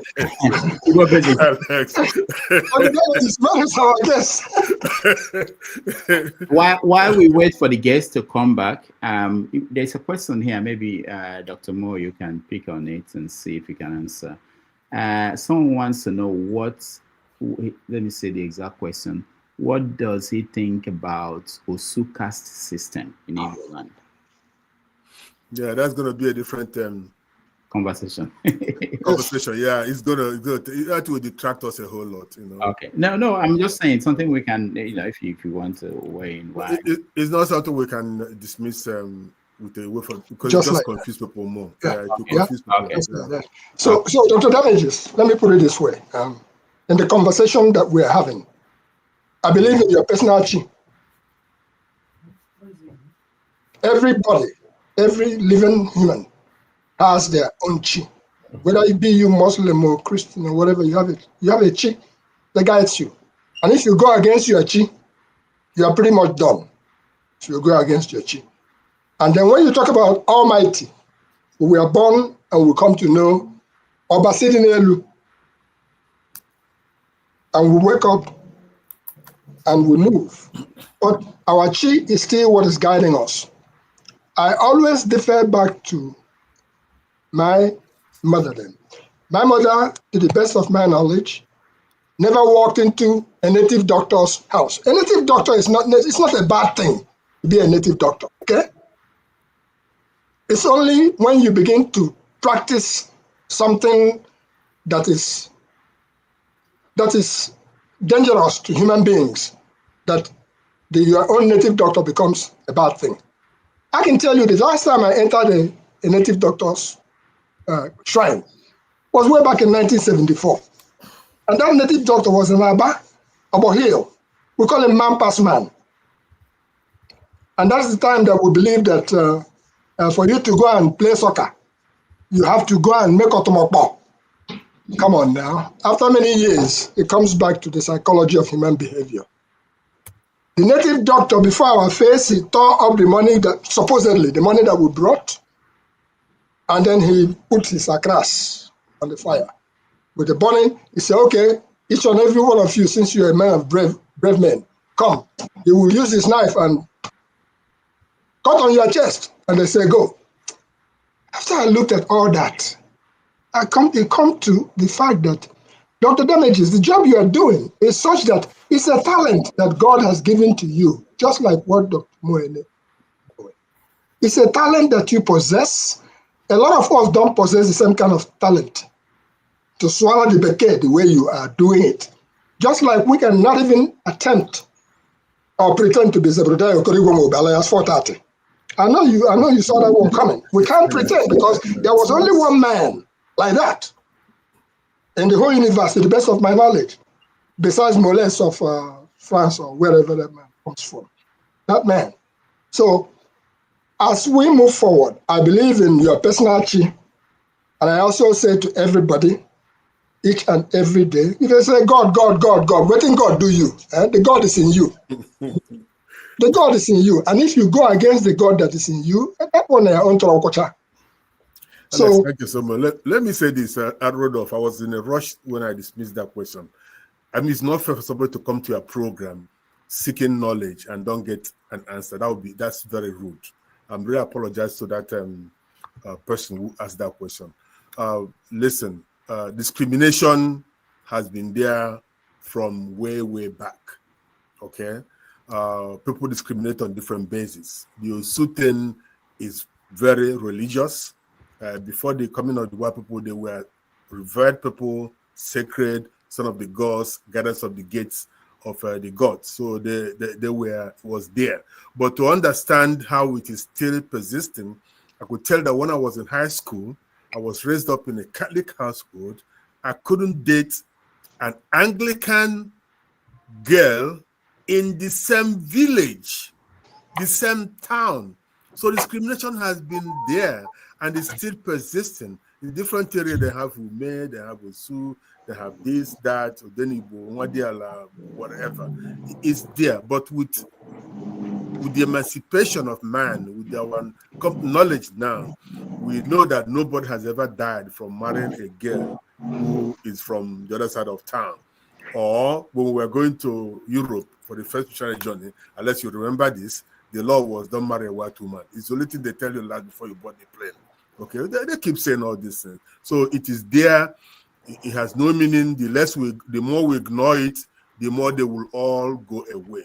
If your mind tells you don't do this and don't do it, even to this day, if your father or mother is a knight in a church, somebody who is not from that religion, you don't marry across. It still happens in the Pentecostal churches. So the only time this thing comes up is what? When you want to marry somebody. So that tells you how stupid that setup is. So please don't take it to heart. It's there. It's history. We will look at it and whatever it is. If you can't marry somebody from a different denomination, imagine marrying somebody who doesn't even believe in Christianity. So the division will be there. And that's why we're talking about this very topic is very important. If we do not understand ordinary, if we allow the future generation to jump into this without understanding what it's all about, there will be a clash of creeds. We'll have one day Christians fighting with ordinary people, what I call anis or animism. You don't know. It just means that Tobechukwu said about politics.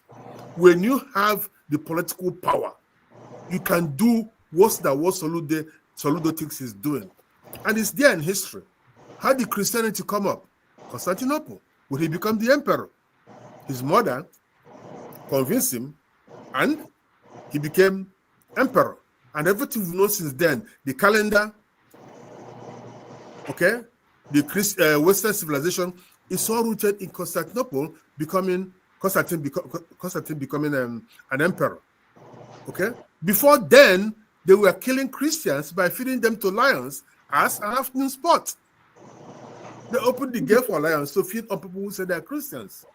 So this is could happen. If we do not understand it in Igbo land, we'll get to a point where some of these young people will start attacking Christians. So the person that said, I think it was my brother from Edo State. So we have to understand that we are different. But if we do not have that basic understanding, people will grow up and try to get back at Christians, say, oh, they deceived us, they told us about hell and heaven, they took our money, they gave it to Canterbury and to Rome.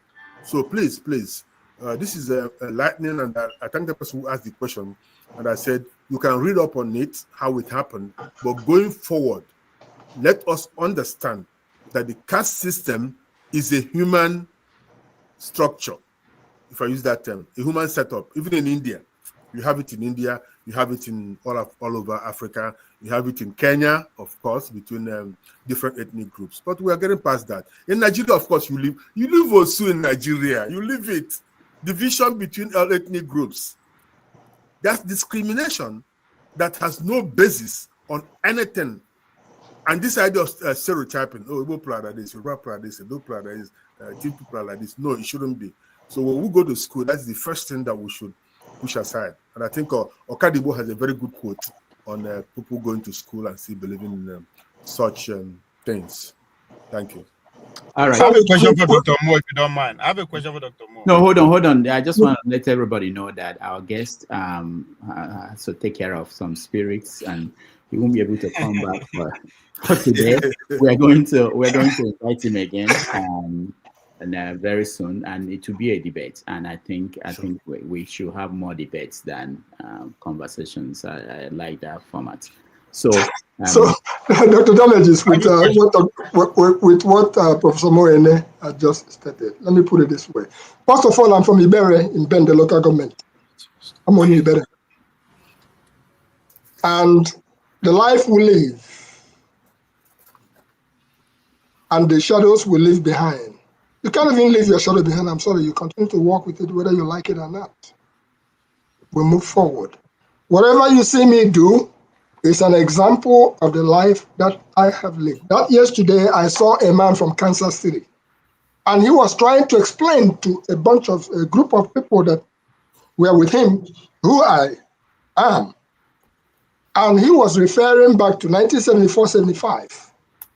on our game days. And that is where this issue of know thyself, the things that we know today, look at yourself, each and every one of you out there. If you disown yourself, who you really are, if you don't understand who you are, perhaps if in those days I may have been diagnosed with maybe attention deficit disorder, or maybe you can call it all kinds of things you could describe it as. But what was going on in Aba, I was almost like a myth. That is, in other words, when we carry knife, we go cut, wherever we go. At Aba Stadium, and this is the main story of the whole post that I leave to everybody. When we were playing soccer, I had too much energy that I would do somersaults so many times towards the other people's goal, confusing the people, and they would score goal. Our people would score. So when the match finished, Sacred Heart Aba captured me, took me to their school, said that I was the person who defeated them. Why? Because I used to carry a small pot and I put some things that would begin to blow smoke, and I would be blowing the smoke around the stadium. So that is what I brought upon myself. And I'll put on smoke and everything else around me. So I was almost like, that man, you better stay away from him. But you know what? All those things, nagragra, is a result of the extra energy that you have, that you were exhibiting in the field of soccer.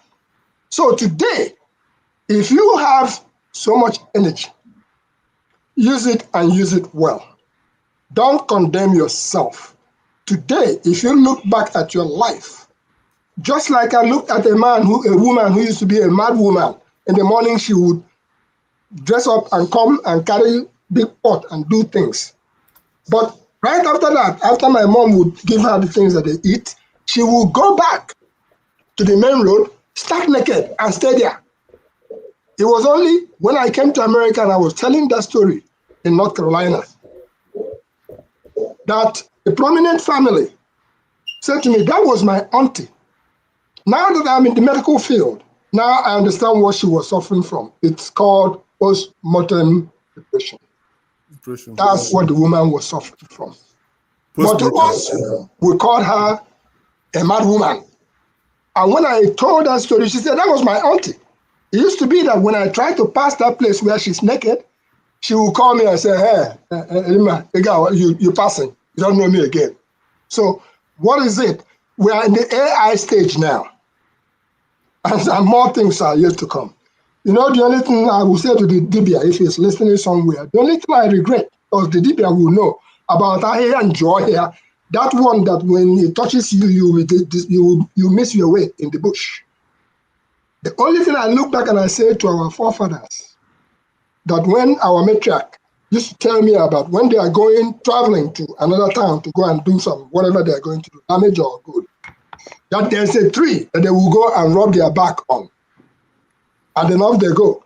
But look at today, we are here. Rudolph is in New York. Dr. L is somewhere. Dibia is somewhere in Nigeria. And what is it that has brought it all together?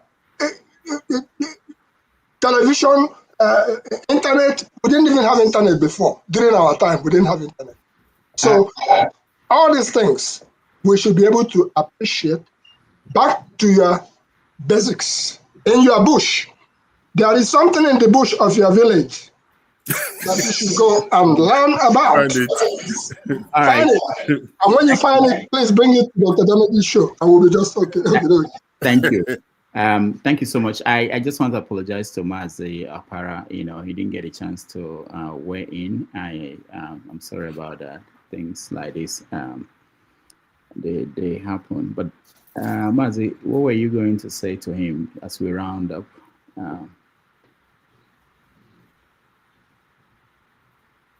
Can you hear me? He's muted.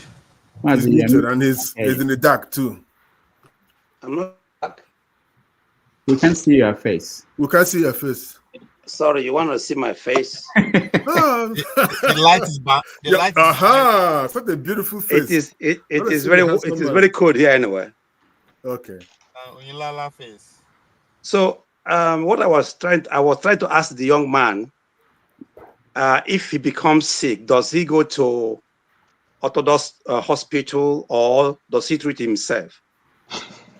Because, you know, these people, sometimes we make some comments he made here was like, he said that he's trying to he must bring the other side, other religion down, which is unfair. Dr. Moore has condemned Professor Soludo that goes into the bush as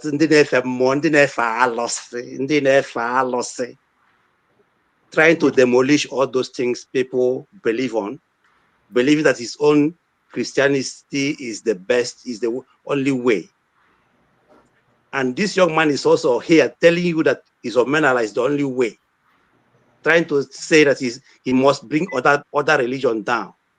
I am a Christian, but I'm not a fanatic one. I believe that anything that will help me, you know, spiritually and otherwise. I don't condemn people who practice other religion as long as they are not trying to use their religion on me or other people. So the young man, my question would have been, when you become sick, how do you treat yourself? How do you treat yourself? And Christianity also brought something to us. At least most of us here can read and write. We are on here chatting because of, I think, what Western civilization brought to us.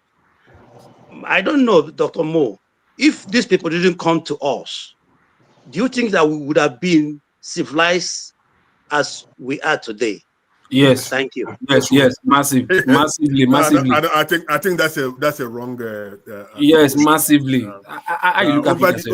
People grow over the years. These people didn't used to have toilet facilities. Okay, you know, instead of throwing the child away with the bathwater, okay, where the father washes, the mother washes, and the other one, the last child is one to bathe last, and all that. You should read about the old Europeans. They were not this quote unquote civilized. Okay, they're not the bar. I mean, Benin was more civilized than the part of Portugal. Okay, so let's not go even there. But the fact is, the question you ask, if he's sick, where does he go? He go to a doctor. He's not a doctor. He could be dibia. Remember, I see your parent and Mazi will kind of tie you down to the surface. Dibia has many types. There's dibia alpha. There's dibia mbologu. There's all kinds of dibia. The dibia who cures bone, the orthopedic in Igbo culture, does not cure stomach ache. Dibia does not cure headache. There's a man in my place, his specialty is a woman have a child and she has a very big breast, very big abscess in the breast. So this man will use his mouth to make this thing disappear in 4 days. Okay?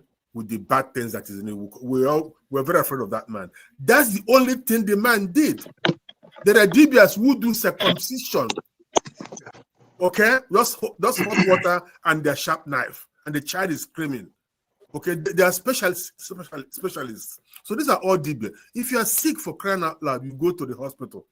Remember, some churches do not subscribe to Western medicine. They do not subscribe to, what's it called?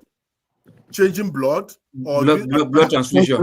Blood transfusion or some other things. Okay? They do not subscribe to that. So women do not even go to doctors when they are pregnant. Okay, finally, doctor, finally, I will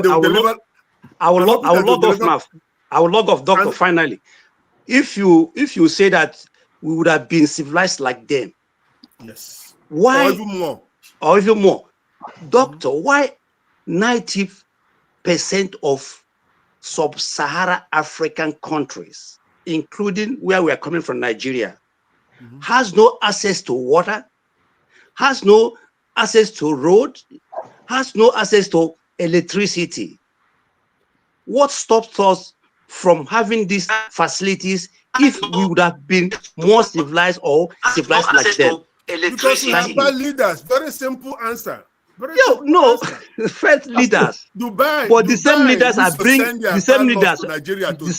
are bringing Chinese contractors Mo, the same leaders are the same Nigerians or black people cannot even construct ordinary roads without English, Chinese, Arab help. That means something is wrong. We got it wrong. We got it wrong. Let me come here. Oh, sorry. We'll still get there. You know, we're trying. Look, there used to be a time when Japanese stuff were cheap quality or say made in Taiwan. They say made in Aba. Okay, we are getting there. Do not run. If you can contribute, if you can make it better, my brother, step up. But do not use this idea of if they didn't come, we would have been doomed. No, I won't. Somebody who sees himself as subservient to the white man. No religion. No religion brought civilization to any country. Exactly. Religion has no business with civilization. Right? Neither Christianity nor traditional worshippers brought civilization. It is education that brought civilization. Thank you. Now I was out for a minute, but some people were calling. Can I hold on? Can I hold on? No.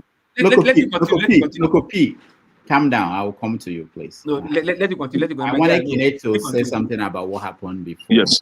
Yeah. So if I come to Dr. Damage's, if I was on TikTok and I found Dr. Damage's giving a teaching, some teachings, and I stopped by to listen to Dr. Damage's, and I love what Dr. Damage's was saying. And a few days after I come back again, I still see Dr. Damage's, and I listened to what he was saying. And I came back because I love his previous teaching. Then I asked a question, and Dr. Damage's casted a death spell and blocked me. I laughed. I was like, no, I'm used to this. I've seen your type. I left. But I continued to watch Dr. Damage's on other platforms. Right? Now, but each time I watch Dr. Damage's, I feel bad because he could not, or he didn't understand my question, or he couldn't answer my question, and he blocked and he insulted me and blocked me. I felt bad that happened. And then today, I called Dr. Damage's out for casting a death spell on me to remind him that I'm still alive or I'm not dead. And Dr. Damage's said, oh no, I've never been on live session. Really? Okay. So who did I see then? Do I look like a kid to any one of you? But I would just assume that Dr. Damage's has turned to Mr. Mo.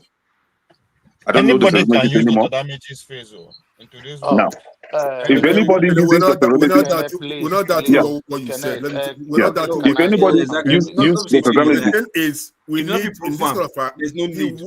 He who accuses must prove. If you accuse somebody of something so grievous, in TikTok, right? Evidence. Now, in TikTok, when you host live sessions, it doesn't get stuck there. You have to come back and upload it yourself. I have people that run live TikTok that if you go on their platform right now, you will not see any live session there because they don't upload it. They only upload their personal videos there. Am I saying that what our guest is saying is wrong or is lying? No, it could be like somebody came up with AI. I don't know how that works. How somebody would just clone me completely that I will be on live session responding to people. That's easy to do. They were asking me questions and I was responding. Easy. Anybody can do it. Sir. You understand? I've never seen that on TikTok. I've been to. Was that threat on the comment section, or is it spoken? Was it spoken? No, I made it on the comment section. Okay. All you need to do is to go on that platform and get it might not be him now. So you see, that's what I'm saying. You see, if he has said that, he could have recalled. No. Somebody made a comment on the comment section. My own comment. The question that I asked was on the comment section, but the response was live. He responded, verbally, and then blocked me. And this has been the format. Once you ask a very serious question, they will block you. Some will even insult you and block you. Can I, my brother? One thing I just did was I took a picture now of living life, and as long as the phone doesn't crash or damaged, and that's why I've learned to multiply start saving things. When somebody makes such a very serious statement, because I was about to ask my brother Kene, Igbo glasses, Nanya. You contact. No, you wouldn't have that time. No. Let me tell you, Igbo Basic, you wouldn't have the space to take any picture because once he blocks you, you are out of that session. You are out of that completely. Once he blocks you, you are out. You can't even come back to that handle. All I'm trying to say, Kene, is for us to know. What we are trying to say here is this is a serious. It's a very serious matter, and I don't take it lightly. Right? Now, we are not saying whether your encounter with him is true or false, but as far as in this kind of magnitude, that is making a live presentation here, and you could not prove it. There's a way you can put the statement that this happened last time. I was thinking it's you. I'm not too sure. I don't have a proof. That's wisdom. That's wisdom. This is the way I felt that day. I may be wrong. I may be right. In that case, he can clear himself whether it's him or not. Now, from all the conversation we have, now, now I understand. I understand. I understand what you're trying to say. I understand it clearly. It's not about you trying to understand me. It's about you are looking about your own side, but you don't know the damage you have caused to most of us. And that is why I said I understand what you just said now. I understand it. So the way and manner I put my presentation, it sounds very wrong, right? It was a direct accusation. Thank you. Because, everybody here will attest to the fact that I'm a direct person. Do you understand? I don't try to sugarcoat anything.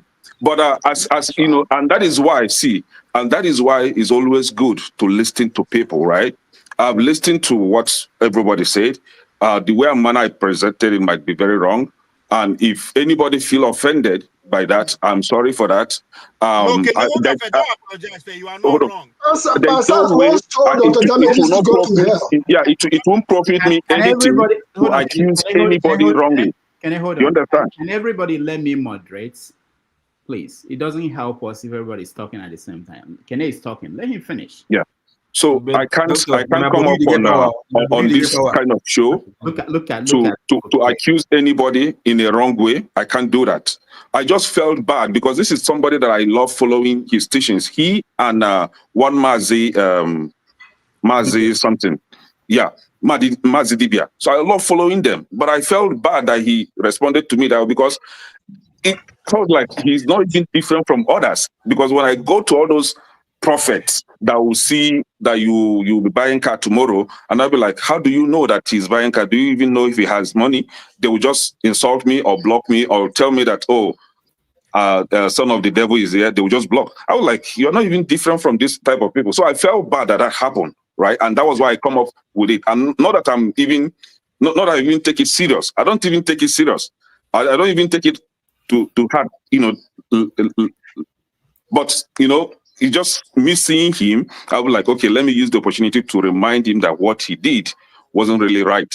But maybe the way I presented it wasn't that nice. So I feel sorry for that. As you know, I have no evidence now. But Dr. Damage, can I speak, please? Hold on, everybody, please. We have to round up. It's been almost 4 hours. Obvious. Go ahead. I don't think you should be quick to either render apology or conclude on that yet, for obvious reason. Unless you are just making shit up, right? If you are a victim of AI, that doesn't mean you should apologize. It means that you bring it to his attention. Why am I saying this? He make it easier for you. He's not just saying he has never gone live on TikTok. He's in every other platform, right? Which is very easy to navigate. And if you didn't see anything like that, you not bring it to his attention and say, come on, somebody else is using your name.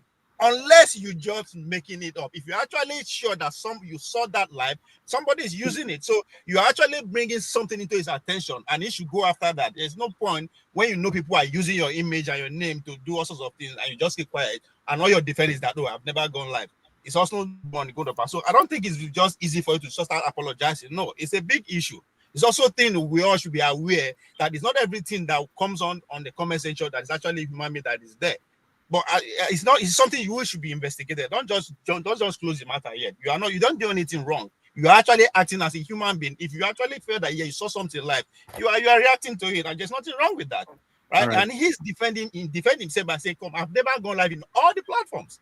So again, very easy. Just if you TikTok, watch. No, I actually saw one live he did. So I went back to search his live videos. I saw one live he did on YouTube, which I shared with Dr. Damages. All right, thank you. Okay. Thank you, Kenneth. Local P. First thing first, Dr. Damages, this question is to you. Whenever I'm speaking, I don't care what the type of things. Do I make sense to you? No, even now, you don't. No problem. Next time when you block me, I won't complain. Local P. This is the issue. I know that when you sit down with forefathers and you are evening section, you guys do things differently. How do you mean? And it's okay, but it's just that what you are blocking me for right now. You see what you're doing. You didn't meet them. Local P, you see what you're doing. I'm speaking now, so you wait. I waited for you to speak, but you can't help yourself. So that's the issue. So, but my anger now is that, right? These guys, forefathers was OVA. They did worse than what you just muted me for just now. That's why I asked you that question. If maybe because I don't make sense, that's why you just mute me, and you allow those who make sense to continue arguing us to talk about. No, I called OVA to speak, and he spoke. But your own is that constantly interrupting. Anyway. But you make sense. You always make sense. I love your presentation. Oh, wow. All right, let's see. We'll have to round up. Okay. Wait. There's somebody who has not even said anything, and you guys are just fighting over time. Now we don't reach my tongue. He's not in Nigerian. Mr. Ike is not in Nigerian. So you don't reach my tongue. You come out to me. Okay, continue. I thought you are done now. Are you me? That was the preface. That was the preface.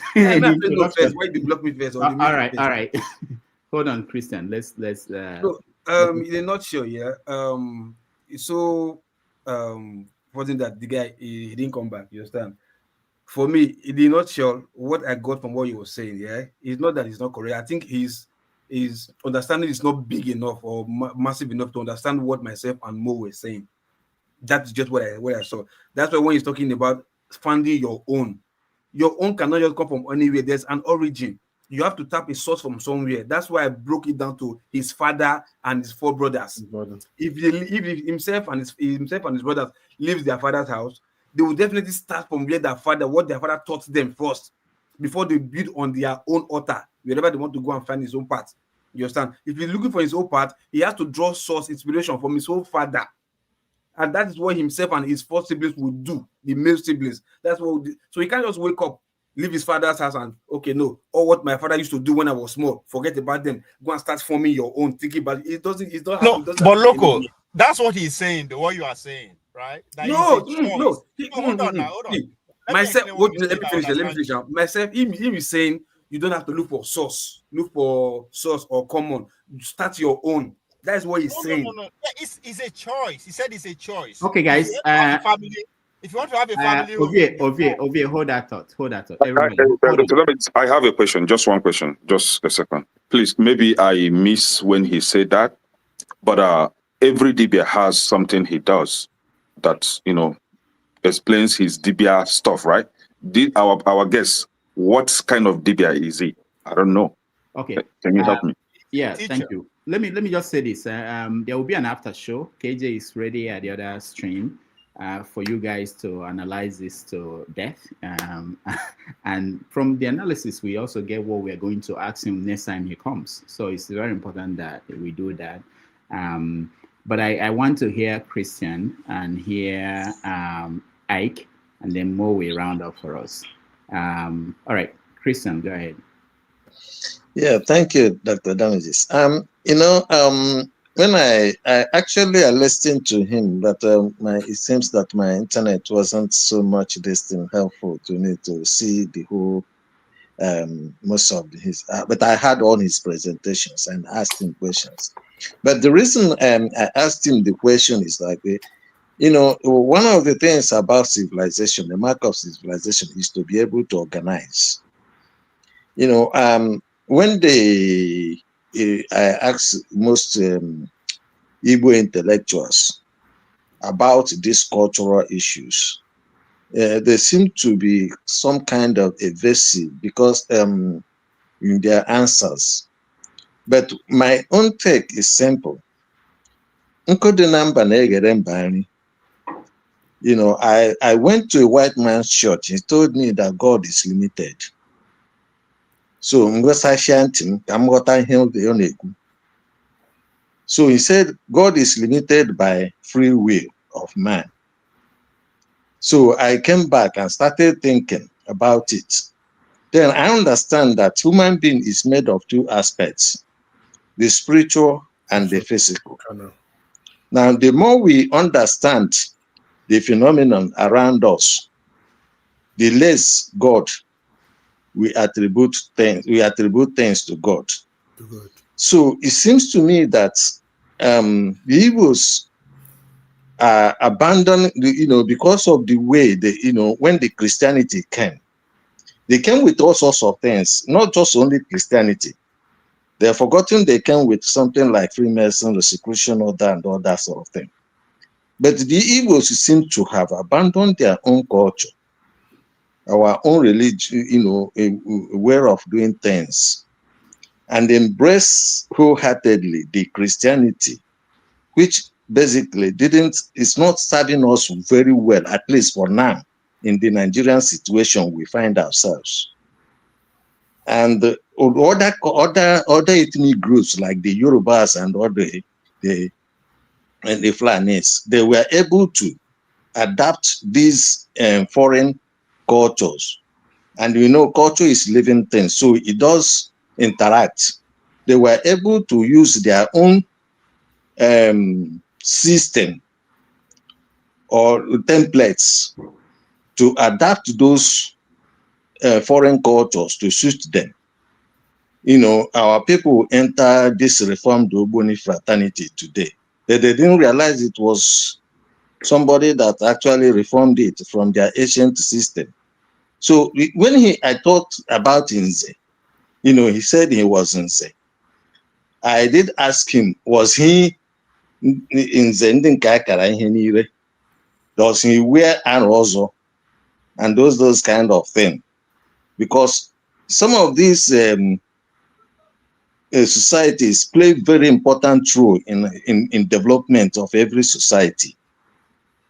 But it seems that the Igbos feel like they have embraced Christianity, but they don't understand the full things about Christianity, why it doesn't work for us.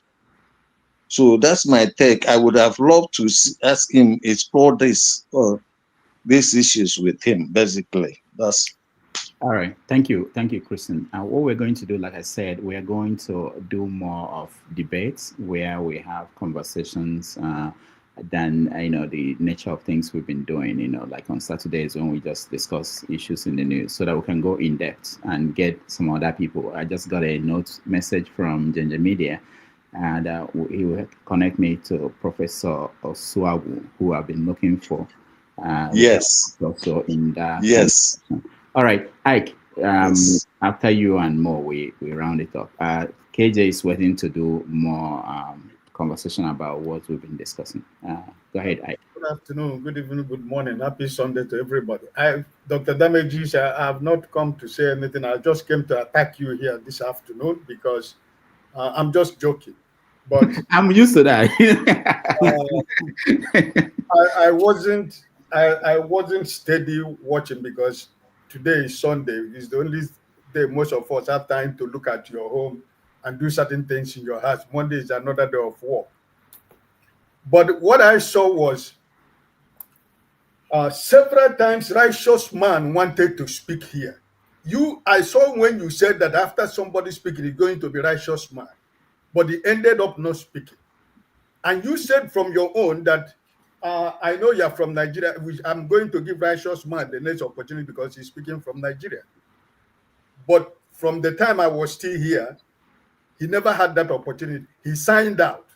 I know he got angry, he signed out. He came back again. You started with Lokopi, with the people that he had been here waiting for. He was ready, he was waving his hand.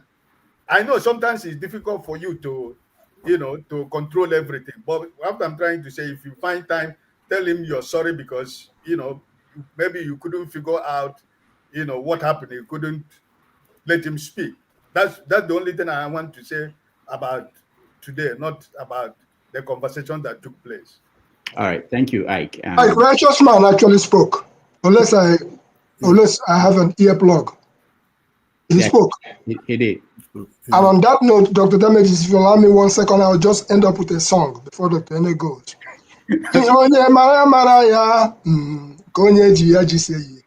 What you know will know you. If you know dibia, dibia will know you. If you know sports will know you. Whatever you know, and that's the principles on which we go forward. Now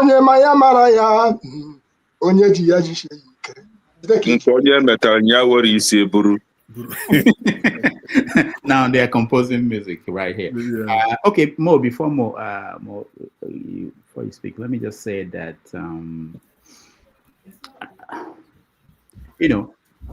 I've followed our guest on Facebook. I didn't even know he had TikTok or other accounts, and I've seen his interaction with people, and sometimes this our 3-hour thing is too long. People have been telling me that it's too long, and no matter how composed you are, after 2 hours you are stressed, and it doesn't bring out the best in people.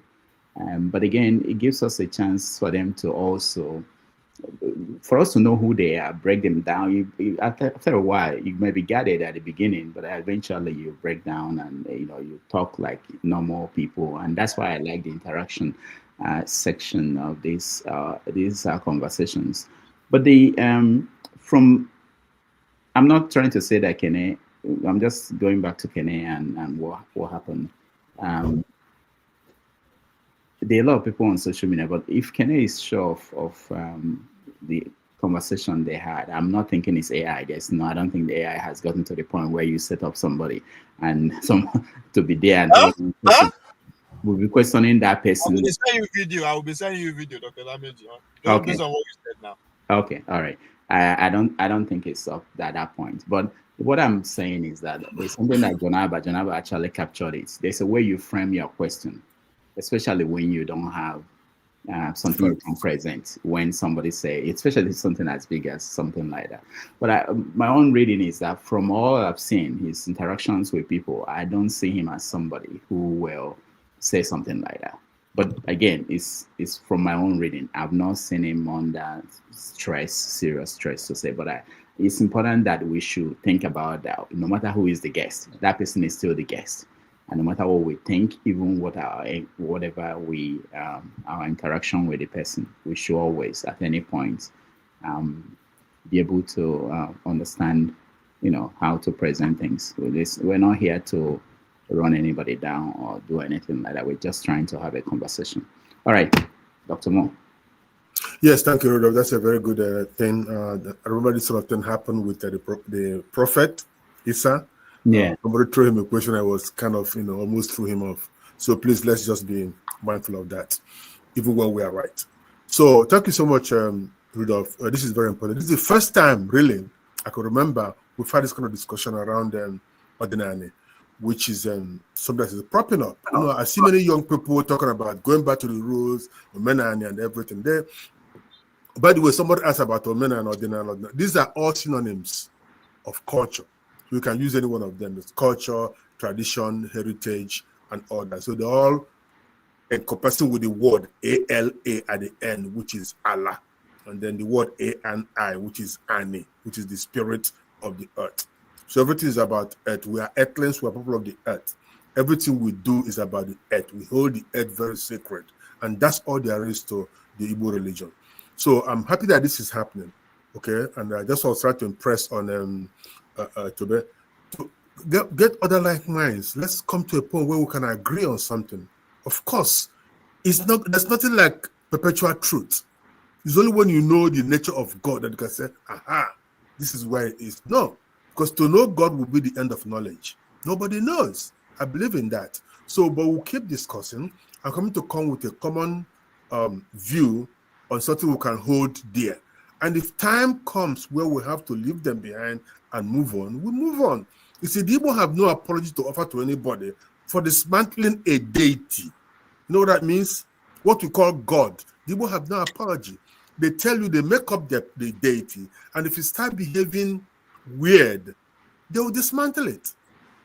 That's the proverb which says, so they don't even fear these gods, but they work with them. They propitiate. The traditionalists were called Ndi Ogomo because they were talking to spirit. That's why the Christians know them as. They say, do it. You can propitiate a spirit and try to ask for favors, which we do every time in Kola Nut communion. That is, offer a little bit to earth and offer some to benevolent deities, hoping that they will influence your day's work, your givings. Even these guys that do money rituals, they don't know what they are doing.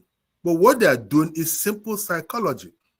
If you give 10 or 20 people power and 10 of them succeed, of course, you beat your chest and say, oh, because they came to me and they went somewhere, did something, and they made money. So we have to educate people. We have to do more of this, try to talk to the young ones to understand that nobody knows the ways of the gods. This belongs to the spiritual realm. And people who come over here to claim to us that they did, that they know it all, they do not know it all. So we free our mind, but it doesn't stop us from coming together. This is an organization.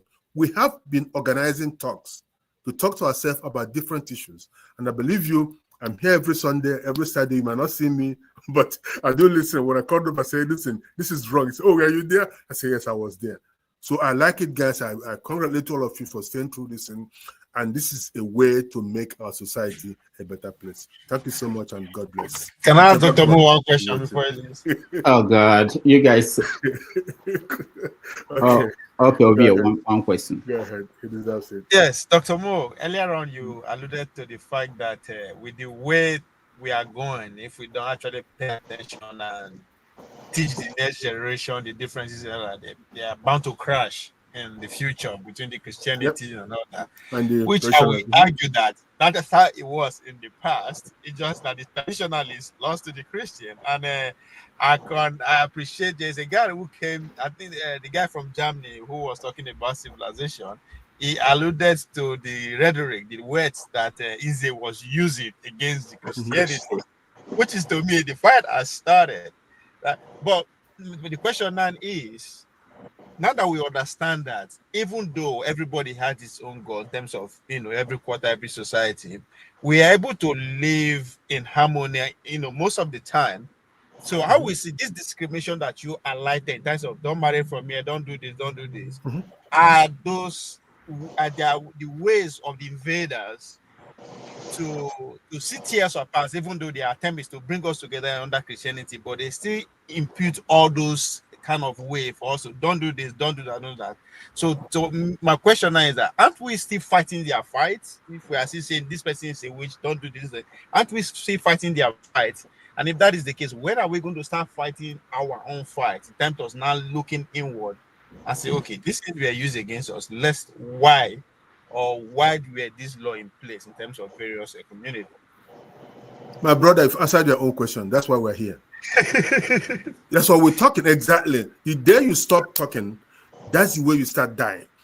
Even in Nigeria, forget all this things they talk about Igbo, Yoruba, it's not because people do not understand. When you meet people one-on-one, people are nice. That's why I believe the human being is basically a nice creature until something happens. This group thing, oh, they're against us, oh, they're this, oh, they're this. That's when we start getting into trouble. So the more we talk, the more we take this to the religious side, to the political end. I like you presenting some people that I don't like us, political principles. But the fact is, I respect that. I love that. That's what we believe in. And I begin to see these people in a different light. Because I'm saying, this guy makes sense. And this person behind him must make sense too. So what I'm saying in effect is this. Let's not wait until we get a replay. If we get a replay this time, my brother is going to be bloody.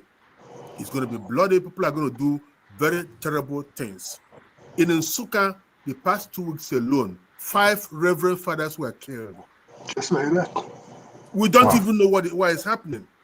Before, you dare not do that. You touch in any place. You don't kill a dibia. You don't kill a reverend. You don't.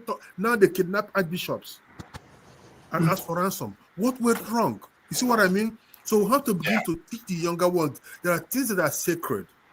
Human beings are sacred. You cannot create a man. A man is not just body. A man has spirit. Okay? In Igbo, we say mandu. The beauty of life is a man. It's the beauty of life. But there's a spirit component to a man. You can't kill the spirit. The spirit lives on. So I don't know it all, but I love this. I love the conversation, and I believe that it will take us somewhere. Once again, Rudolph, thank you so much. And I say, I appreciate you. The woman behind the man who allows you to do these things. And Dr. Damage's Christian, my brother, he asked a question here, which I thought we shouldn't leave on the table. Christian asked the question, why is it that we let me use the word rigmarole, that we're not as direct, that we're not as direct. The purpose of using proverbs to have a conversation, and this goes to my brother Kere, if you listen to the elders speak, they will speak and speak and speak. They're telling you everything. It's all packed in the same statement they are making. But you cannot turn around and nail them. And that is why we go around. We have said everything you wanted to hear. We just didn't tell you shut up. We told you shut up so many times. Yeah, but the fact is that Kene is also an elder. Yes. All right. And that's why Kene, I just put it in there. I was answering Christian's question, and I said to my brother, and get the bit of your careful. This will never end. Thank you, everybody. Wait, hold on, guys. I'll come back and thank everybody.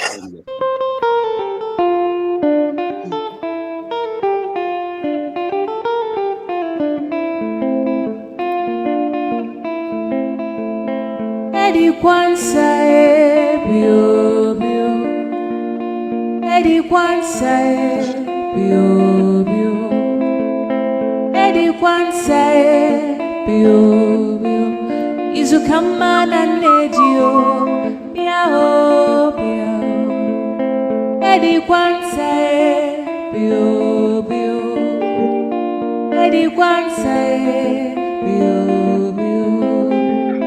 Eddie Kwansa bio bio, Izukama na nedio biao biao.